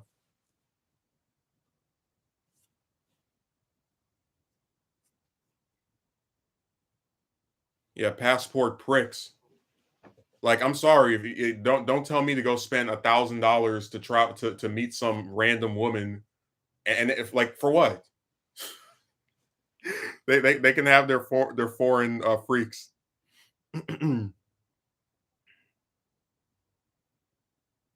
Oh man, I didn't even think I read. Did I read what Megumi wrote? No, I didn't. Now, this place I went to gave me a good feeling as I was asked to select a day to do a trial. I said I'd do it right after the interview to show them my willingness to work and my interest in the position. The manager literally told me after I finished it that I performed even better than her first attempt when she started. Said how I am what they are looking for. Meta's comment. Can somebody unhide the comment? Or they think I'm trying to censor them? they always there's always a conspiracy. You're trying to make sure my opinion is not heard. It's like I didn't even see it. They are stupid. Whatever they are running from over there, whatever they will soon realize they are not wanted there and run on back here, bro. They want you to go on this like ridiculous world tour just to maybe meet a woman, and it's so dumb. Like, but I was saying that that's one of the reasons why I really don't like a lot of these guys that still try to push that woman stuff. Because if you really read between the lines of what they're saying and trying to get you to do, they want you to jump off a cliff. They want you to spend hundreds or thousands of dollars to travel around the world on the premise. They can't guarantee it, on the premise of meeting a woman who is, I guess, supposedly going to fall madly in love with you. And that's not even counting the ones that talk about the self-improvement stuff, like get your money up and then you'll find this woman who is definitely, totally, absolutely not a gold digger, even though she was only interested in you after you did this financial thing. It's like all the stuff they say is just a waste of anyone's time.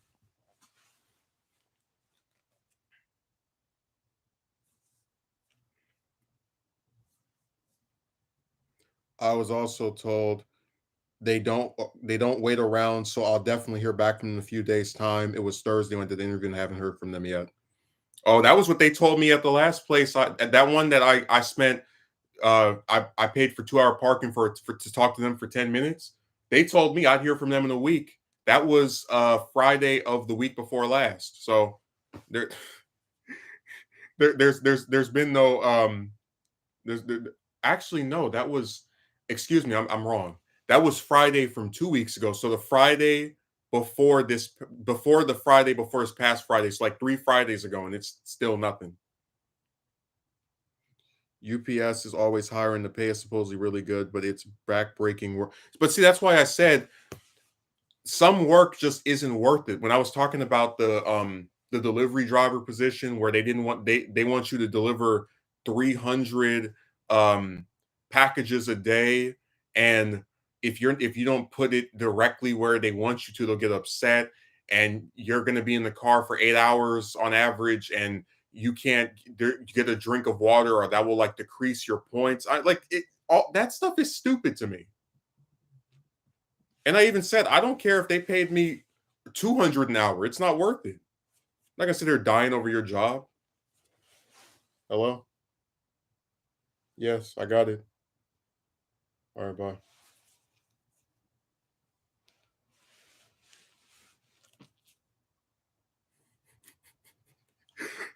I still can't get over them recording you all day while you're driving around. I just think that's so creepy.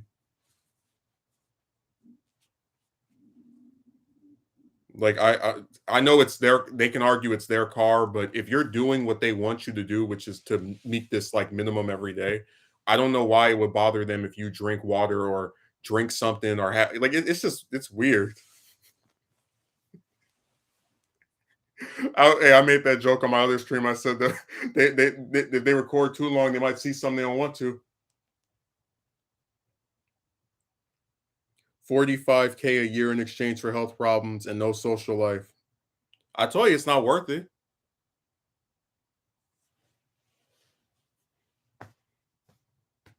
Like they that's why I said they take advantage of people who have nothing else going on. They think they can just treat them like any old kind of way. Yeah, I wouldn't mind being recorded, but dang, you can't even have a water break. What? You can't drink any types of liquids. The only liquid you could maybe get away with consuming is your sweat from 8 hours of delivering 300 stops or packages or whatever.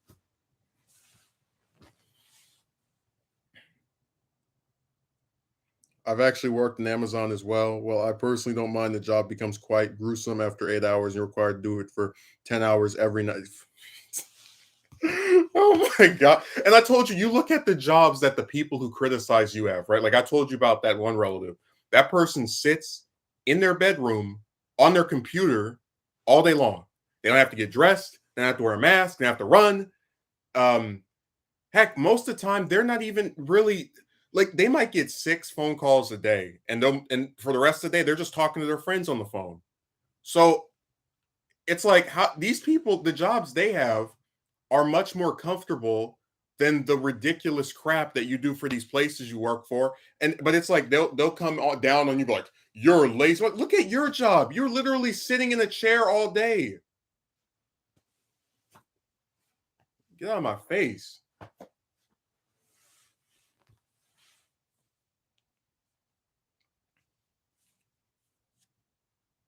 I want a work from home job. That person's been working at home for like 3 years. God,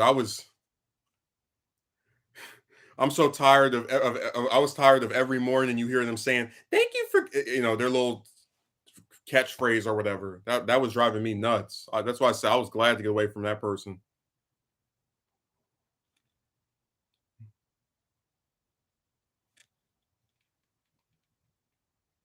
Who needs enemies if he has relatives like that? I mean, pretty much. They don't help with anything. All they do is just say nasty stuff and then get surprised when you don't want to talk to them or be around them.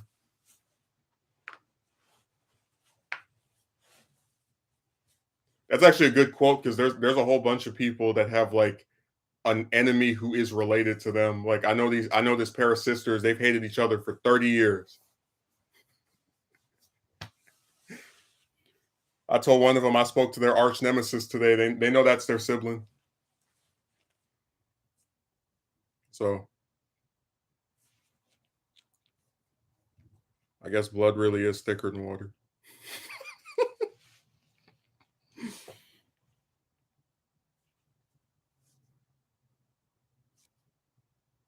Dude, every morning at 9 a.m., you would hear that. You would hear, "Thank you for and then the like the rest of the catchphrase, and it would be, and you first you hear the loud phone ringing, and for some reason this person just couldn't close their door, just for whatever reason they can't close it. Which is why I said to me they're an extra prick because if you choose to not close your door while you're operating your supposed business or working hours, and then you complain about the noise that somebody else who has their door closed is making, it's like, well, you're not even attempting to meet them halfway by also closing yours. Because you know that like something behind two closed doors does not sound as loud as something that's only behind one closed door.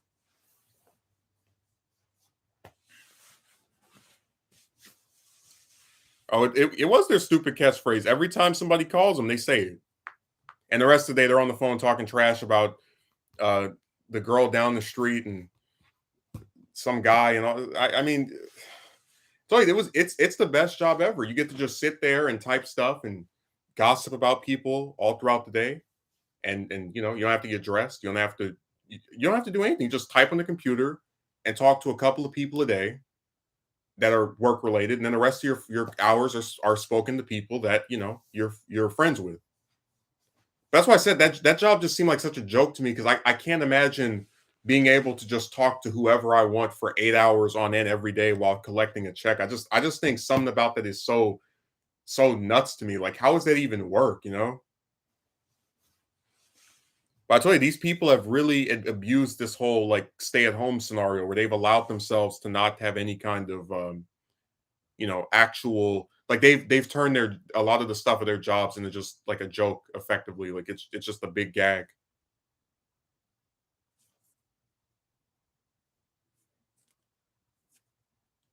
Another thing is wages never catch up to inflation. Other people in particular seem to have a hard time grasping this and think younger folks are just being entitled and greedy. I told you there's something wrong where from 1 week from like 4 weeks worth of pay, I can get any food I want, any grocery I can get easily. You can pay light bill, heat bill, water bill, whatever. But the only thing I just can never have enough to make, even if I work somewhere for 40 hours a week for a whole month, is the rent. The rent in this state is too damn high. That's why people are always gonna have roommates and somebody like it's nuts. I've seen some small apartment buildings where they want 4,000 a month. Like you guys are out of your damn mind. Some of those houses aren't bigger than certain people's garages, and you're going to talk about, man,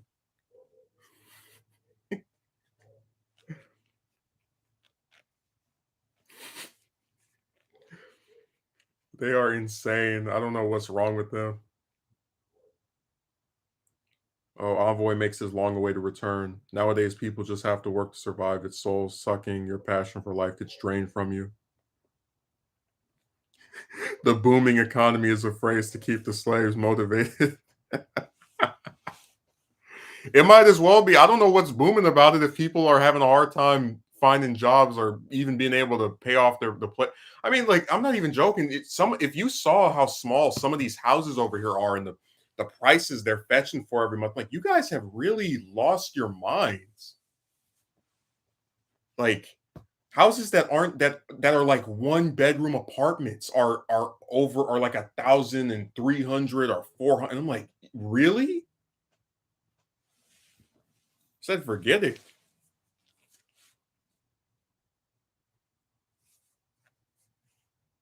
Nobody should have to do that just so they can live. 4,000 for an apartment. Dear God, it's actually ridiculous. Oh, it's so ridiculous that they have whole apartment buildings where there's no one living there. It might be like 3 people or 2 because no one can afford it. We had a conversation about those commission artists and how they like they overprice their stuff where it's like $30 for like a black and white sketch of whatever, like one person.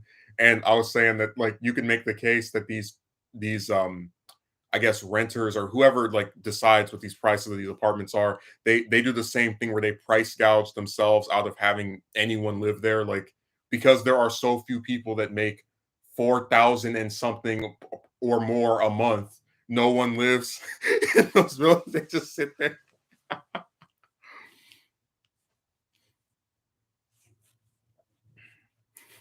They price gouge themselves out of having anyone live there. It's just this nice little empty building. What kind of price is that?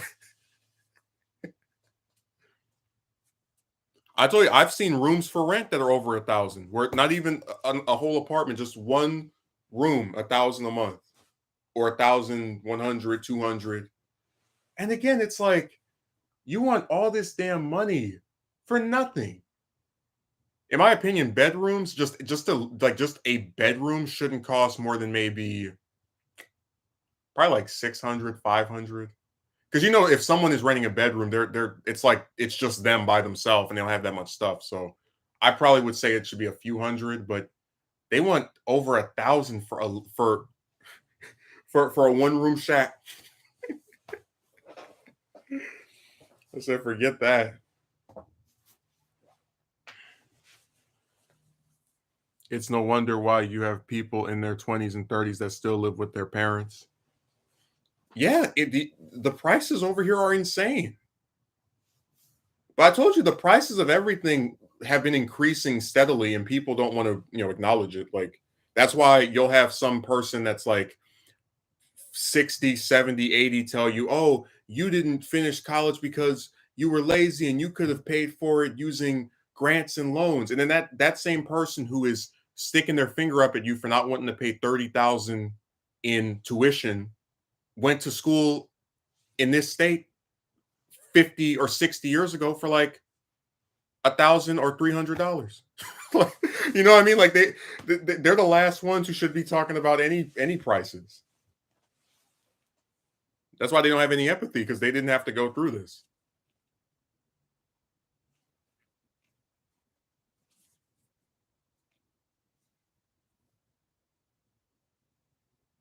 I'm from California. I remember seeing 1,400 a month just to rent a room in someone's house back in 2018. Can't imagine what it's like now. I had to get out of there.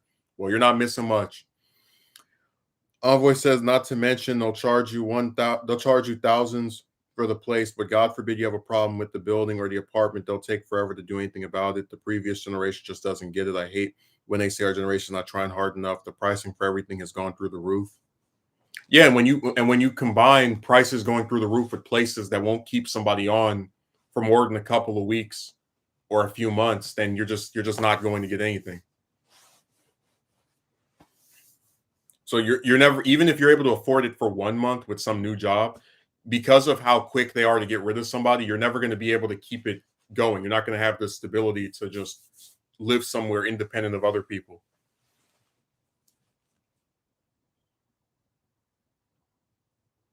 My mom is like that. She would tell me to just get out of there and get a job. It's so easy. And I'm like, it's not the 80s. They will send you away and tell you to apply on the internet. It's true. Like, I know people who've worked the same job for 20 years, 40 years, 30 years, and it's like they don't understand. And sure enough, um, a lot of their, I guess, younger counterparts see this where you apply for some position online, you hear nothing back, or even if you get hired there, they're not even giving you enough hours to actually live off of their garbage anyway.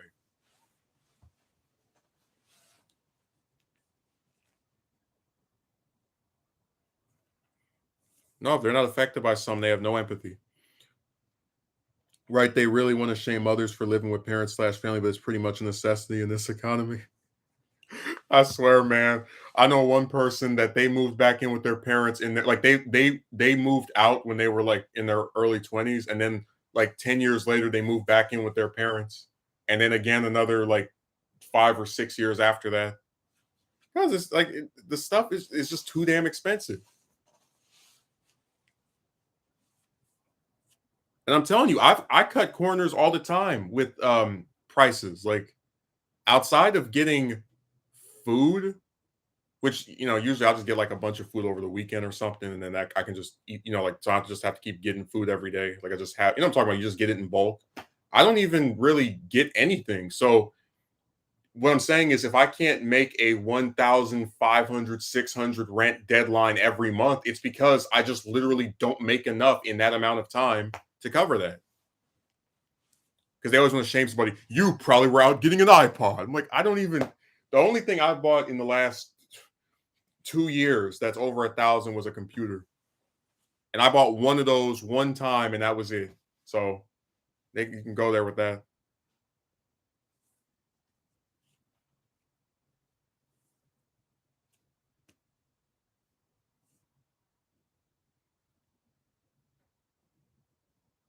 I do not shame a guy in his 20s or even part of his 30s living with his parents. I completely understand.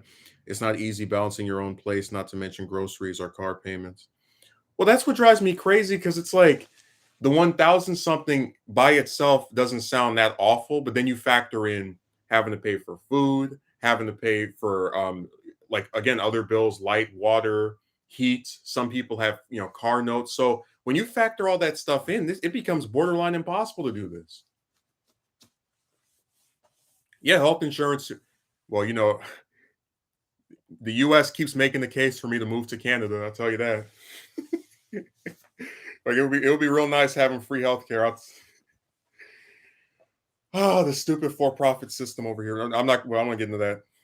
But that's another bill on top of the other 5 or 6 we mentioned.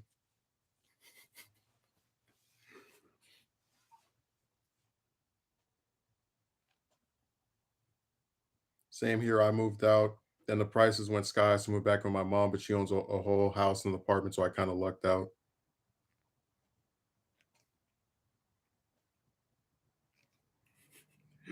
Yup, light, water, food, gas for the car, and you might even choose to go out with friends. You sadly have to make sacrifices, but it's tough. I'm telling you, you could literally sit there with your check and just like cut it up into as many pieces as you can. And like 90% of the thing will go to rent. And then the rest of it you have to just squeeze through to even it's so sad. And it's what's even worse is that if you cut out like the cost of living, like the apartment cost, most of this stuff I can afford. That's why I said it's so sad because of how if things were just a little bit different, it would actually be doable.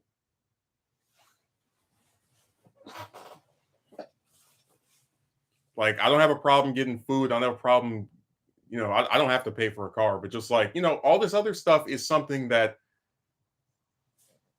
like if I had a 40-hour a week minimum wage job over here, I could do it. But the cost of living is just too damn much. And it's by itself, it's too much. Everything else is doable except that, which is what makes it all the more sad because of just how close you are to reaching that point of independence.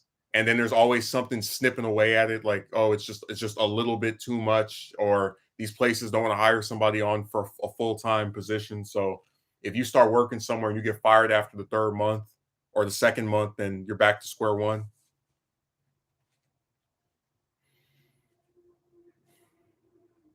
It's like you gotta choose to buy food or pay rent. Yeah, pretty much. I see people online live in a van complain about they can't even live in their van because it's about as much as living in an apartment. Health insurance is such a joke in this country. Dude, don't make me turn this into a political stream where we start talking about single payer and how we're the only developed country in the world that doesn't have it, and how if you go to the UK or Canada or Sweden or Denmark, you can actually not pay for your doctor visits at all. But whatever. Don't get me on that one, because we'll start saying some stuff that people aren't used to hearing, and they'll get real mad.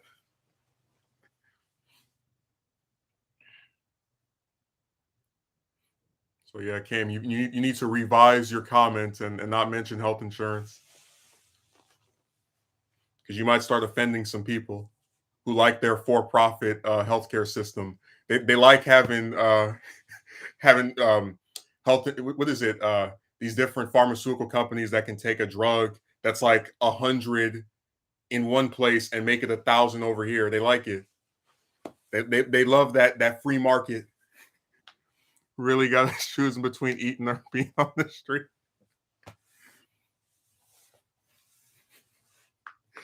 It's so sad that like everything else is so much cheaper than rent. Like I don't understand. Like just think of the dichotomy of rent is like you get food 10, 20, 30, $40. Probably over the week it's going to be maybe at most 100, and even that could be lower. Like I don't even spend that much a week on food, but just like that's going to be something that you can pay for a whole week of eating in one day of work, in less than one day of work on minimum wage. If you get full time 8 hour shift, you can pay for that with just one day of working.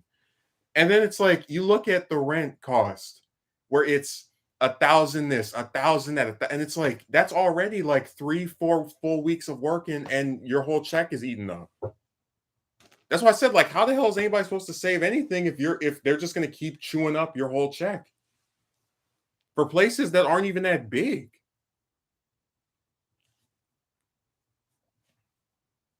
Oh, Megumi wrote some. Let me see what it is.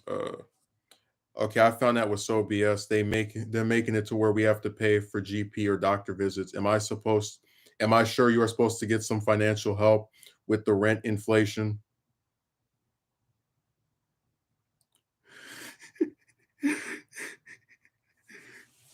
I'm telling you, these insurance is such a that could be a whole stream by itself. They don't like seeing people on the streets, but they don't want to provide affordable housing. Envoy says, "Yup," and tax is going to eat up a huge chunk of your pay. That's why I said it just seems like so close and yet so far. Where if it was just a little bit, like if these apartments were like 700 a month, 800 a month, 900 a month, I could do it. But they just balloon up and make themselves just unattainable. It's really sad. No, they won't provide you with affordable housing because uh, what ends up happening is they have a quota of money they want to make from their stupid apartments. So they would rather sweep all those homeless people off the street and like harass them and act nasty towards them than just make it to where they actually have somewhere they can stay, that doesn't cost an arm and a leg every month.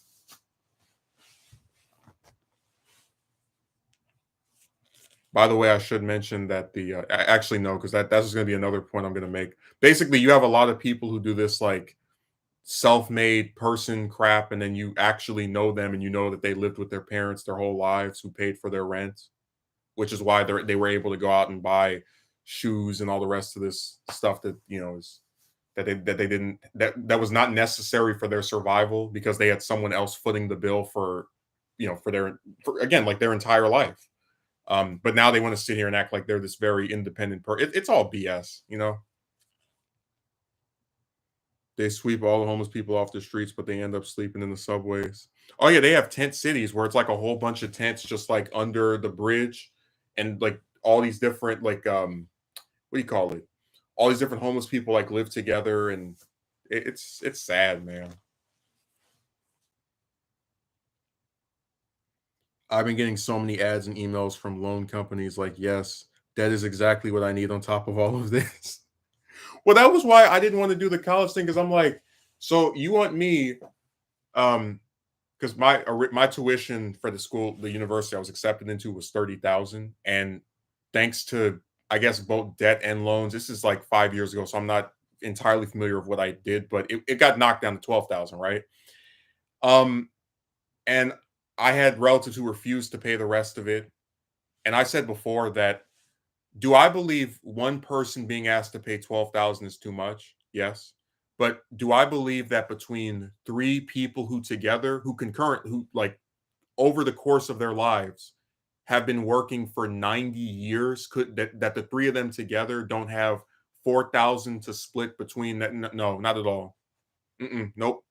But anyways, I was saying like, so you want me to spend 12,000 to go to this school and then be asked possibly the next year to pay another 30 to 12, like it just again it's like I'm going to spend all this money for this piece of paper that doesn't guarantee me a job anyway. And I know for a fact that if I were in debt after, or, ended up having to be in debt after going to school, I know that people would blame me. They would say, well, you got yourself in debt and you took out those loans and you weren't being responsible when you chose to gamble with, like, basically either way I was not guaranteed a job, and in the case of the other option, I would have been guaranteed some debt, and people blaming me for being in that position. So, and I'm not even just talking about like random internet people. I'm talking about like relatives too, being like, you're at fault for this. You did this to yourself, et cetera, et cetera. So I just said, forget it, man. It's just not worth it.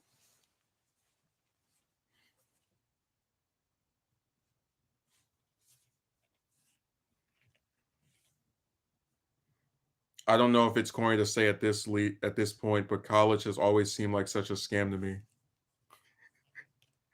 Well, let's see. You take 18, 19, 20-year-olds, people who usually don't have jobs or have not worked for multiple decades or years, and tell them to pay thousands uh, in funds to go to a school that at the end of it will give them a piece of paper that doesn't guarantee them a job.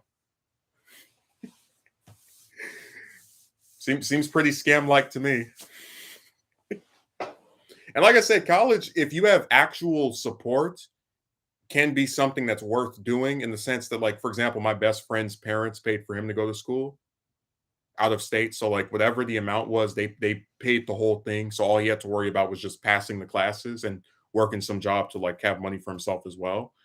Um, so in that situation, I would say it wasn't because he actually received support. He basically got free college.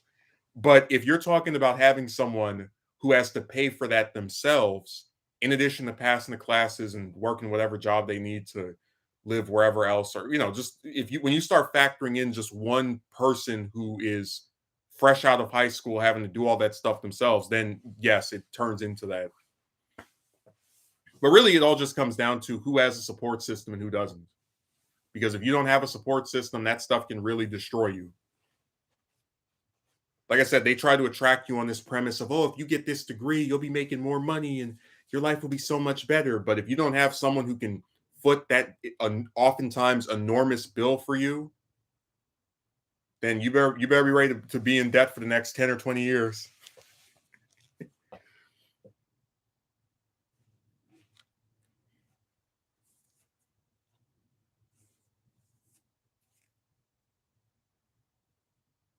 But even if you're able to have tuition covered, it still doesn't guarantee you'll get a job, let alone one relevant to your degree. Oh yeah, there are plenty of people that get degrees and then they get a job that has nothing to do with it, which shows that they wasted their time. But shh, be very, very quiet. It's funny because I'm only mentioning my friend because I'm trying to explain that there are circumstances where it doesn't just destroy all the money that someone already has. Um, So that's like me throwing a bone. But I freely admit that you're not guaranteed the job from doing it, which is why I said the idea of sitting there for 2, 3, 4 years and getting this piece of paper that doesn't guarantee you a position, it's just not worth it to me, man. I'm sorry.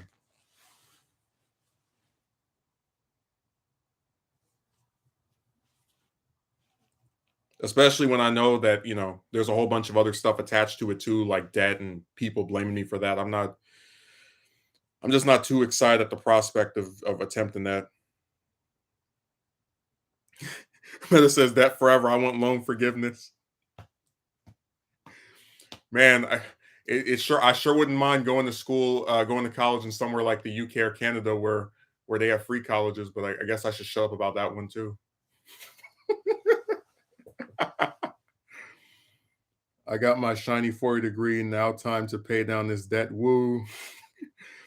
I actually know a guy with a degree in engineering, but he wound up making more money in a car parts factory.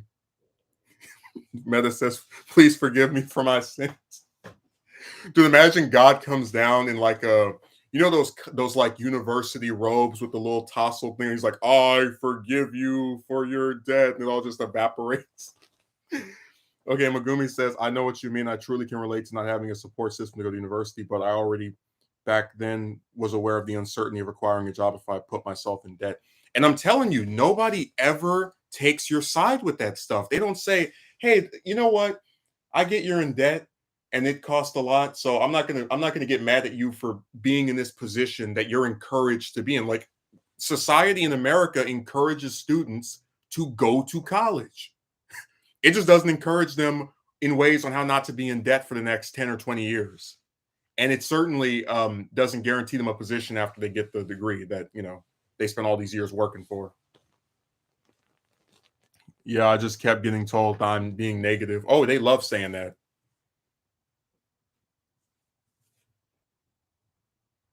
I've been hearing nonstop when I was in high school, go to college, yeah, they encourage you to participate in higher education, but they leave out the part about being in debt and the ramifications that can have on your life for the second half of it.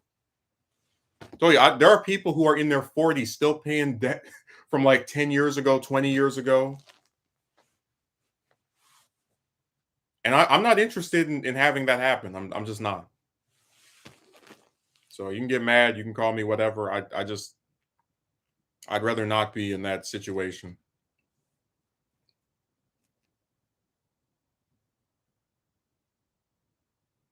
Oh, okay. Cam says that's why I don't blame people who just say screw it and join the military fresh out of high school.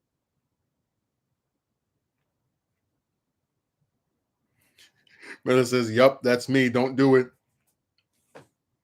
Well, like I said, I only would recommend it if someone has an actual support system of people who are going to foot the bill, because that is a big part of what, like, that's literally the reason I stopped going. It just cost too damn much, and I just didn't have people that were actually, you know, either willing or able to assist me. But outside of that, I wouldn't even bother.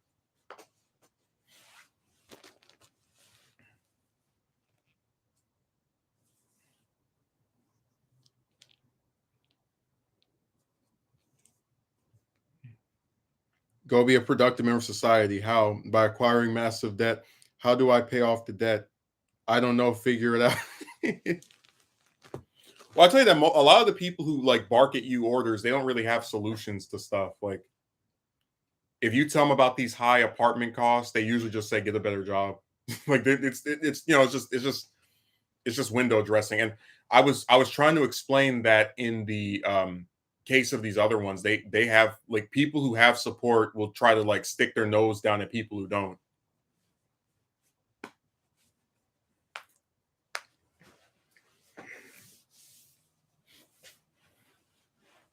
It's like, hey, person who's not in college, why don't you go back? Don't you have parents like me who pay every single bill that you had footed toward you?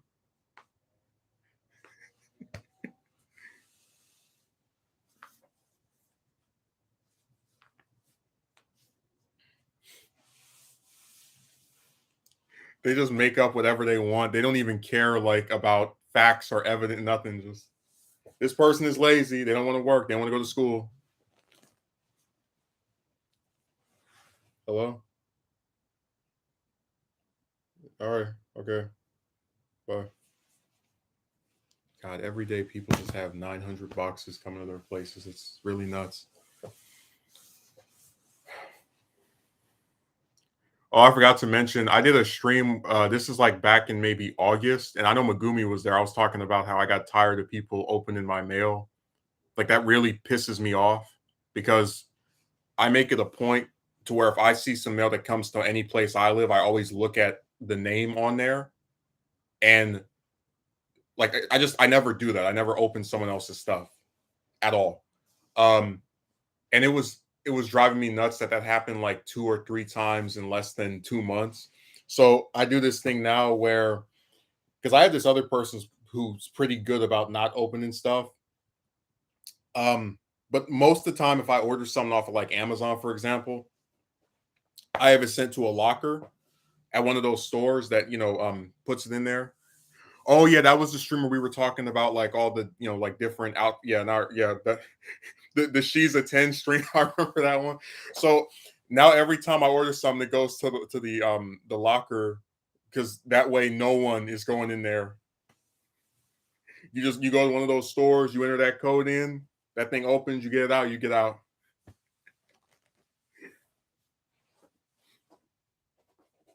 It feels pretty nice knowing your stuff is secure for once. And like I said, it really just comes down to I think if someone buys something, um, especially if an adult buys something, they should have the right to privacy at least of like, okay, whatever's in that box, I don't care. You get what you got, whatever. There shouldn't be like anyone else who gets to peek or see what it was. But that's just my opinion. And there's some stuff that you can't deliver there. So because it's usually from like other sellers that are on that site. So I'll just have it sent to this other person's place and they're good about like not, looking at stuff. It's just the problem a lot of times with these other sellers is that you don't like you're not told immediately of when something arrives. So it's always more worrisome to have something with somebody for like 2, 3 days as opposed to just being there the day it comes and getting it right then and there. There should be some courtesy and give the person its address to some privacy period. I'm telling you, I've never once opened up someone else's mail unless they've instructed me. Like I had one relative who had some medicine that was coming in, like I think it was a box, and they called me over the phone. Like, okay, open this, cut it open, stick it in here. But outside of that, I've never just oh here's this box, maybe it's mine, and then after I rip it open, oh it has this person's name on it. I hate that. It's one of my biggest pet peeves. Because I just don't think you should see, even if it's something like, for example, there was this one time I ordered some I think I got my brother an action figure and like the idiot that I lived with opened it and they didn't say anything and they just handed it to me. It was like, this is still none of your business. Like I'm just saying, like there's I don't know, it's just it's my pet peeve. Maybe some people aren't as bothered by it, but that really pisses me off because no one should be seeing anything I order off the internet. The only excuse they can have is if it comes in one of those like see-through boxes or see-through bags rather. But even then, I tell them put it in the box.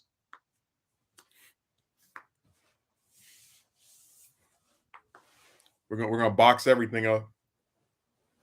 What about Amazon Fresh when you get food that was supposed to go to someone else? That happened to me many times. Oh my god! And then people wonder why I would rather go grocery shopping than try to like order something off, like order food off the. I don't know. I still feel kind of weird ordering food off the internet. Like I don't know. Maybe it's just because I'm so used to everything I get off of there being some kind of non-edible product or thing or whatever. But I would feel very weird trying to get food off of there. I mailed my sister a package and it legit went missing. I'm sending to a FedEx location from now on. Imagine your sister comes on here and she has a Super Boo avatar. or Fat Boo.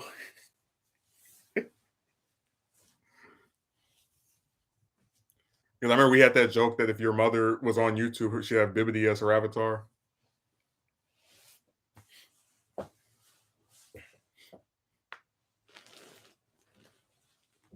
No, I'm done sending stuff here. It's from now on, unless it's something that comes from some alternate seller, it's all going to one of those boxes, to one of those lockers.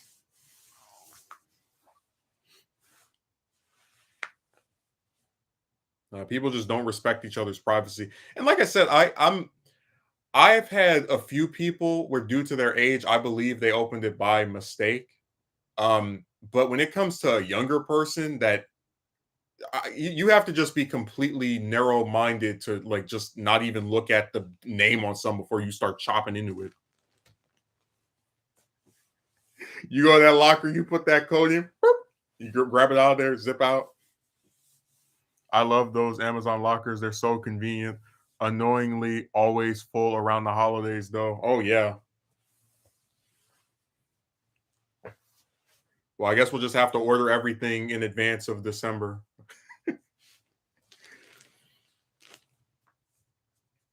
You tell me your Christmas gift in October. No excuse. I have poor vision and will still look for the name before. Well, that's what drives me crazy. Like, there's really no excuse when you consider that this stuff has a name on it. It's not like it says resident of this address. It says, no, this is your cousin, your brother, your sister, your dad, your mother, your grandpa, your grandma. Like, it's like that's why I said you have to be extremely narrow minded to just like open something that has another person's name and be like, oops, sorry, thought it was me.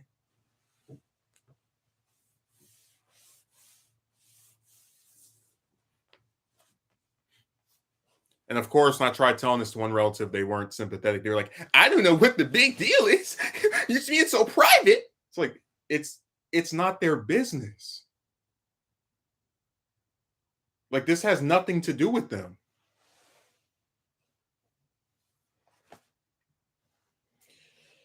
Oh, but I forgot that we're talking about the same family where they ripped the lock off my door at that other house. So I'm not.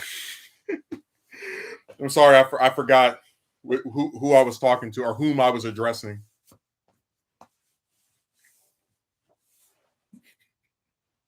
Privacy be damned, right?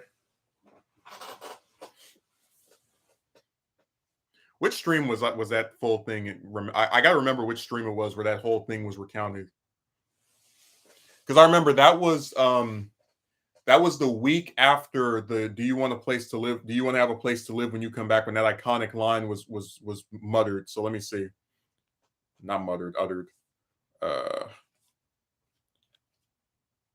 which stream was that?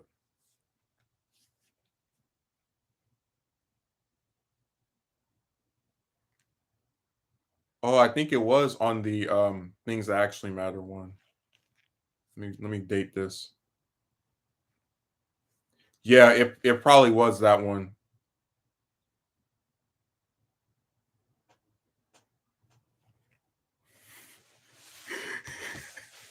No privacy, man.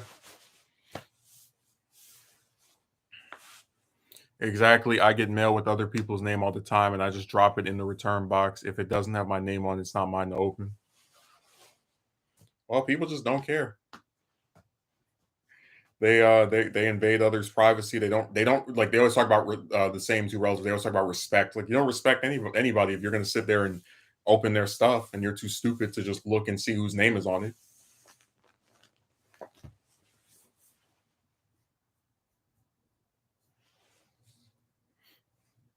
Yeah, it drives me crazy.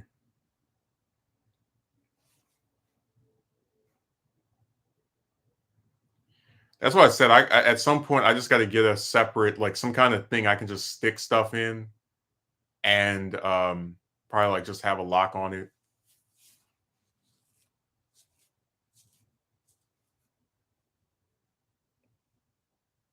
Because I mean this with complete sincerity. If whether you get something that you bought just for your enjoyment or just because you want to stare and gawk at it, no one should know you have that other than you. If you don't share it with them, they shouldn't be able to be like, oh, why do you have this?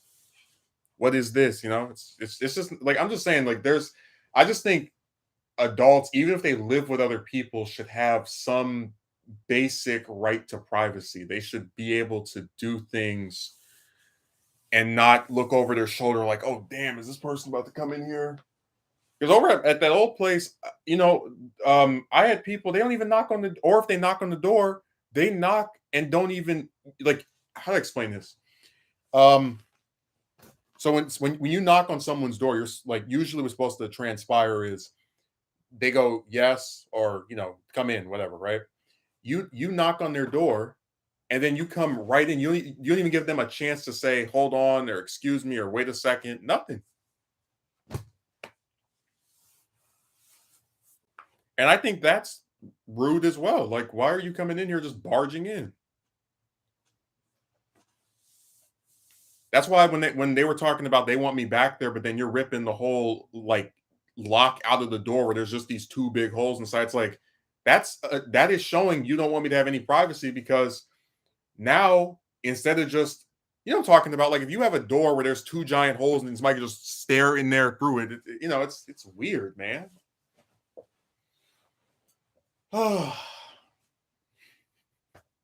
Worst relatives in human history.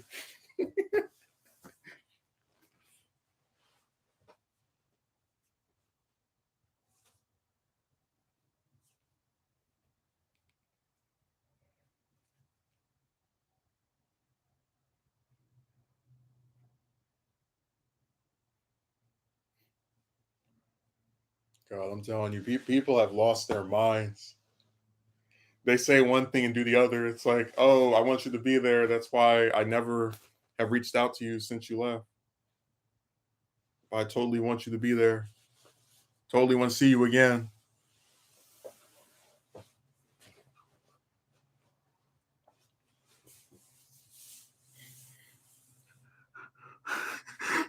I don't owe you. Like, God, dude, I wish I had recorded that, because he didn't just say it one time. He said it at least 4 times on repeat. And my response was, I don't ask you for anything. Think how insane it is. People who expect you to come to them when you have something that is bothering you or whatever. This is what they claim. This like these open arms, right? Are telling you that they don't owe you anything. So, but you're not asking them for anything. So what do they think you? It's that's why I said it's so weird, because you're not asking these stupid bastards for anything, but they're claiming that you think that you're owed something from it's weird. Really, what that is that's their excuse for acting as subpar individuals that are, when it comes to claiming to care about you. So, for example, I can't imagine having a person who I'm closely related to and who I see in some cases every day, and they're unemployed, and I just don't help them with getting the job at all for like 3 years. That doesn't make any sense to me, but that makes sense to them, because what have we said before? When something doesn't affect people, they don't care. Even those that are related to you, even those that make up the same lie and say that they love you, right? They couldn't care less about you being unemployed. Well, they care when they want to mock you over it or insult you over it and call you lazy and say you don't want to do anything and you're not doing anything and all this other trash. But as far as actually supporting you, couldn't be bothered.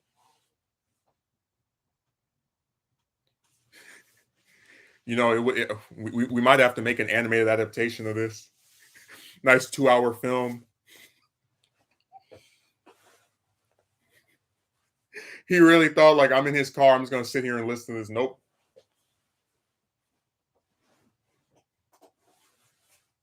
I don't owe you. And just kept repeating it. It's like, all right, keep telling yourself that. And then being surprised, I don't want anything to do with you after this. Oh man, people are awful.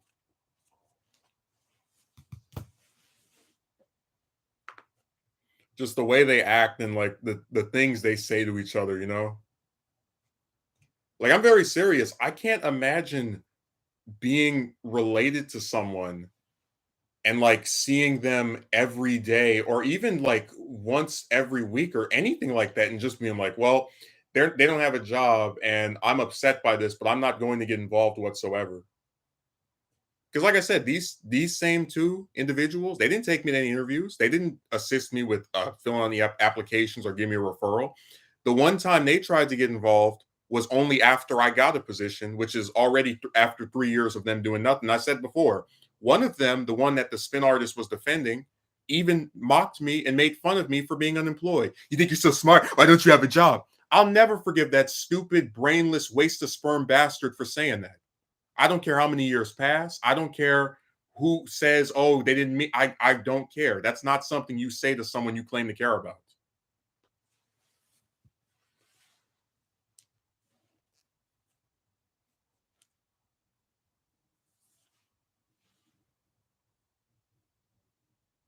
Why did they have to lose it like that? Because I called them out for being uninvolved, for not assisting me and then being surprised and I want nothing to do with them. I mean, you know, and that's why I said that like I just think it's so ironic that these people have convinced themselves that I'm entitled and I literally asked them for nothing. Like you couldn't have more irony if you tried. The relatives I ask nothing from think I believe I'm owed something by them. Oh my god. And like I said, the majority of my relatives don't act like this. I'm not even just talking about like whole bloodline. I'm talking about like ones I actually speak to. They don't do this. It's that same little pissant group of two or three that behave in this manner. No, it is asinine. I said, isn't it sad that like we have people who are so demented that even if they can help someone in ways that cost them nothing, they still won't do it. Like, how much would it cost them to drive me to an interview instead of me having an Uber there? Nothing. How much would it cost them to give me a referral for a position that's at the same company as theirs? Nothing. How much would it cost them to spend one Saturday filling out applications with me? Nothing. So, let's not pretend. See, because at least with the school thing, you could say, okay, well, that was a price, thousands of dollars. You have stuff where it's literally free as far as like if they got involved, how much would it cost? And they still wouldn't bother. So that's why I said, like, I don't want people to sit here and act like we're just mad someone didn't give money. There's genuine reasons to be upset with these douchebags. If they're not willing to get involved with basic necessities like, hey, make sure this person has a job. Hey, make sure this person, has something to eat. I mean, like, then get out of my face. Told you, I don't feel the love. I feel the scorn, the lies, the say one thing, do the other nature of this whole dialogue. Dude, yeah, that's what I'm talking about. I've been in these scenarios and they don't get better. They don't get better. Seriously, this really disappoints me deeply. And that this is with relatives that claim they love. Yeah, I told you if it was someone that was nasty or rude or mean toward me, I could say, okay, well, I don't expect them to get involved. They don't like me anyway. But it's like these are people who claim to care about you, and their way of showing it is to threaten you when you do something that upsets them one time, and to pretty much be completely fine with you just being out of their life altogether as well, which is why they make no attempt to reach out to you in the slightest. Oh yeah, I definitely feel the love.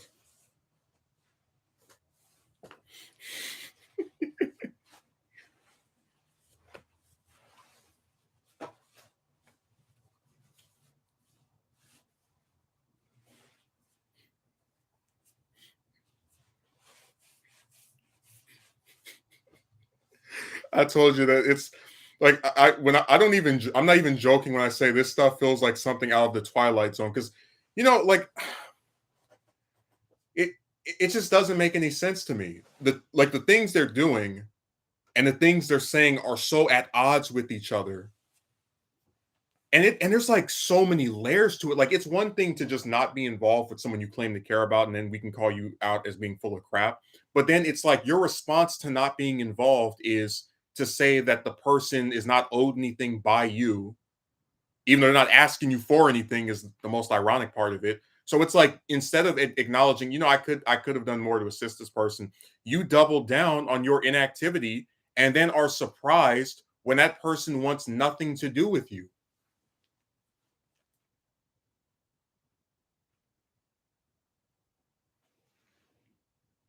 If someone doesn't support you when you're struggling in a way that costs them nothing, you have every right to brush them off when they get on when you get on your feet. Dude, I'm telling you, like, it's really insane to me to think of how many things you can do for a person that like actually costs nothing. Like you can fill out a bunch of applications with that person on a weekend for $0 because you already have a computer to, to fill this stuff out on. A referral costs nothing. I mean, like, it's insane. It's really nuts that they say this stuff and then you see their actions and they're the polar opposite.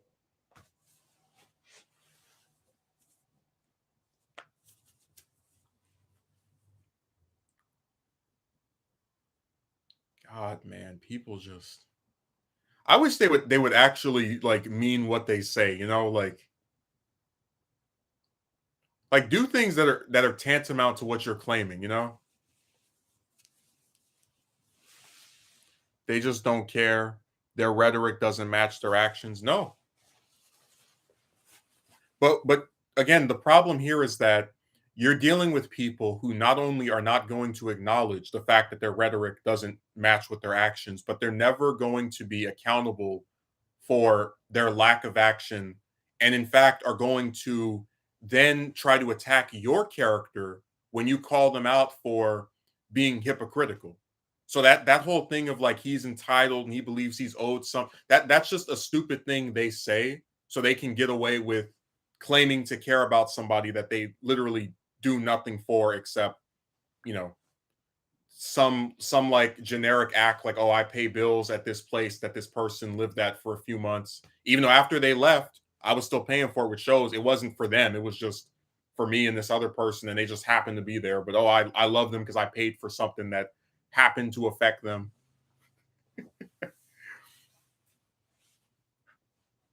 I don't owe you. It's like, all right, I'll remember that. If you ever ask me for a favor, and this person has asked me for favors in the past, I'm gonna shout that from the heavens. I'm gonna do my own rendition of that.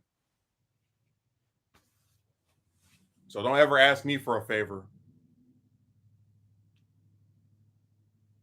I'm not joking. Like I try to explain this for as long as I live. They better never ask me for a single favor. Don't ask me to come help you move your stuff. Don't ask me to donate some blood. Don't nothing. Just don't do.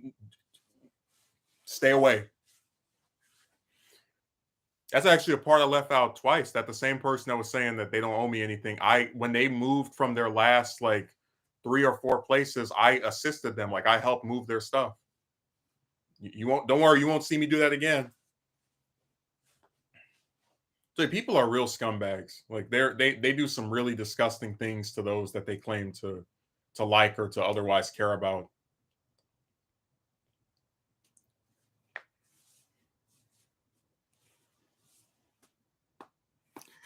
And they talk to you like that. Well, I told you this. Actually, I don't think I mentioned this. The same day where that idiot said her iconic line, right? I had been asked by her to move some tires into the garage, like to pick up these heavy tires and lift them into this other part of it because I guess they were too heavy for anybody else to lift. So hours after I do this favor for them that they can't do themselves, they're threatening to kick me out. Hey, no good deed goes unpunished. You can thank me later.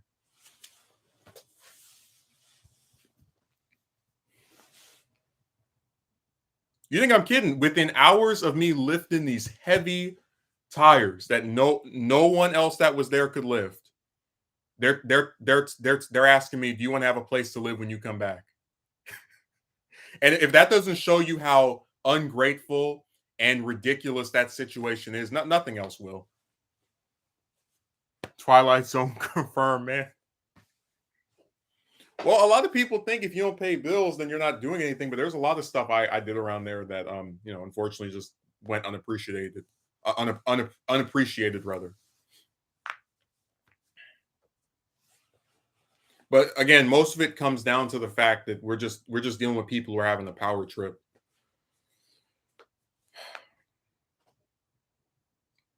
Like if because I only took longer at that place I went to because someone else told me to call the spin artist and I didn't want to drive while talking. But like if I went there directly and then came right back, in the amount of time that it would have taken to do that, instead of like talking to that person for like an hour, um, then it would have everything I said would have been true. I would have been back in a few minutes, 20 minutes. So I would open the thing, person could clean the stuff, you know.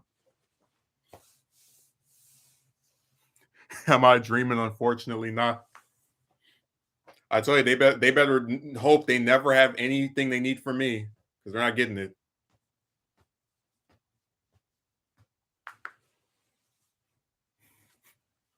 Well, what do you call somebody who, anytime you levy criticisms at another relative, they can always find excuse for that person? Like I say to them, it's not fair this person's getting mad at me for not taking the trash out when I'm not there for most of the day and they are there for most of the day. Well, they feel like you've always done this. So, you just keep doing it and they pay bills. So, even though you're tired from working for 8 or 10 hours on your feet all damn day, just do it when you get there. And, then, this problem will be averted. I mean, like anything you hear a person threatens to kick you out over you not unlocking the door that you're going to unlock in like 20 minutes when you come back. Well, if you had just unlocked it, then this wouldn't have happened. It's like, God damn, every instance where this person does something, that spin artist, man, he finds a way. How's that Drake Bell song go? I found a way.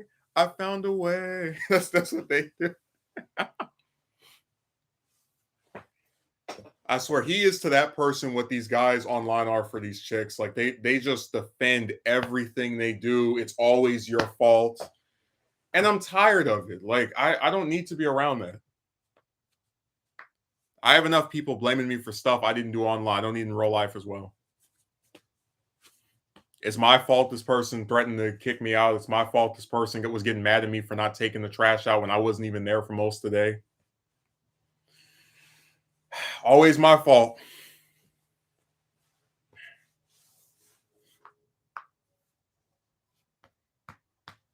I'm surprised it's not my fault that last job I had closed down for the holidays and nobody was working. I guess that'll be my fault eventually in retrospect too. I'm telling you, man, it's just it's a never ending blame game. Like you did it, you did it, you did it, you did it.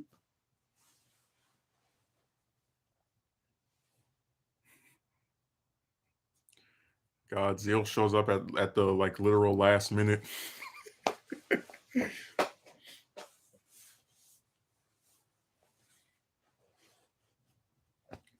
Dude, that person that was caught like that was like complaining about how loud stuff was, they make so much noise that my brother said that when they were because they would walk around in their bare feet, right? My brother said that their feet sound like Doc Ock's tentacles from Spider-Man 2, where like you hear a little thunder and quakes. And it's like, oh damn, you already know who's coming. Well, yeah, at this point, you're just going to keep getting blamed for things out of your control. Yeah, I'm not even joking, man. About 2 months ago, I um I turned so I didn't have a car, right? I turned my phone off to save the battery so that I could Uber back to my, dungeon. And this other person called the spin artist and was like, "Hey, why do you know where he is? Because I haven't heard from him." And they basically got into this big argument with each other. And the spin artist was talking to this same person about 2 or 3 weeks ago and tried to say that I'm a manipulator. And it's like they got into an argument over that occurred because of a conversation that was just the two of them.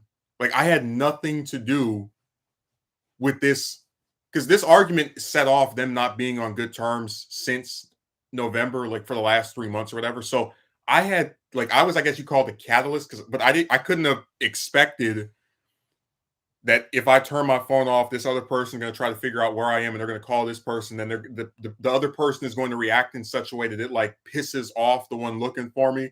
So they're going to like argue with each other or, scream and yell. And I'm like, that's really crazy that I'm getting called a manipulator, even though their current conflict started from something that had nothing to do with me, which was a conversation the two of them had where one of them didn't like the way the other spoke to the other one. And eventually they both started, I guess, trading blows or whatever. It's like that's crazy. Like I still can't believe like I'm the manipulator, but their conflict was started in a conversation that I wasn't even in.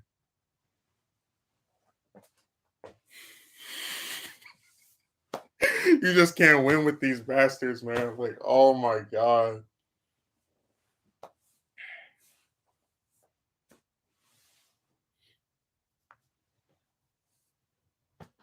They've been disliking each other for months now, and it started in over like one not liking the way the other spoke to the.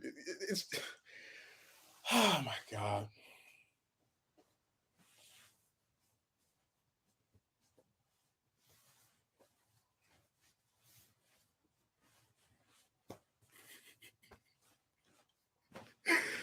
Oh, I had no way of knowing if I turn my phone off to save the battery, there's going to be this like big rivalry reignition between these two. I mean, I turned my phone on again after the movie was over, and I was surprised by what happened because like I've turned it off before, and that hasn't happened. I don't turn it off that often because usually the battery is like high enough for me because I just go like most of the time I would just go to and from work. Like I really wouldn't go anywhere else out like go out anywhere else during the weekdays. But I was like, wow, I just went and decided to see a movie. I turned my phone off to save the battery. This like hatred ignites between these two other people that like admittedly is about me, but I'm still not in actually there. So I have a present absence.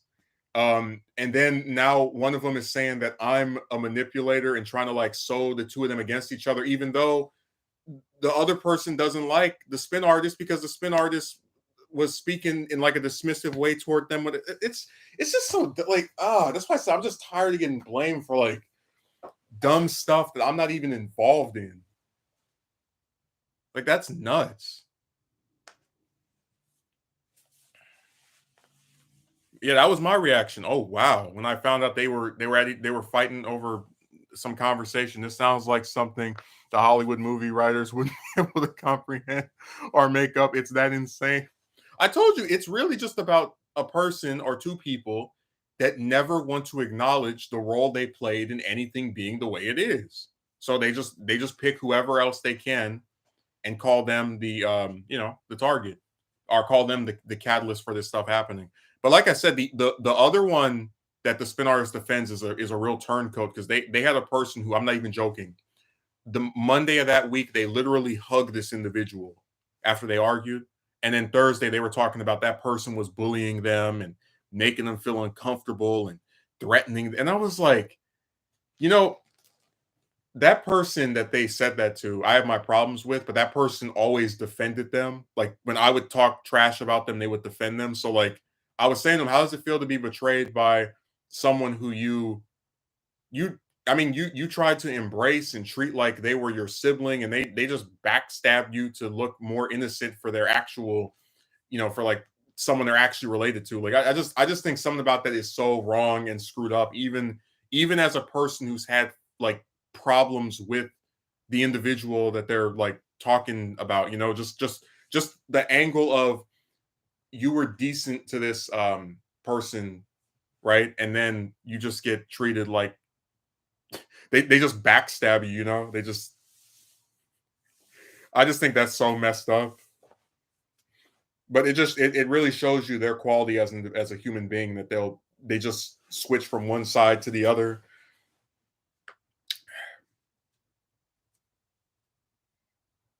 The Hollywood screenwriters couldn't make this stuff up. Like I said, I try to avoid them as much as I can because I know how toxic this situation can be. Um, it can be pretty hard to do it sometimes because just the way people act. But I try to just stay away at this point because I know I know what they are. They're just liars and and again turncoats. You can't trust them. So look, I hope you enjoyed this stream. I'll be back on Saturday.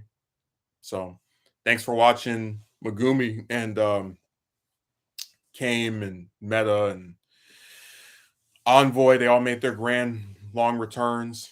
I appreciate it, and have a good rest of your afternoon.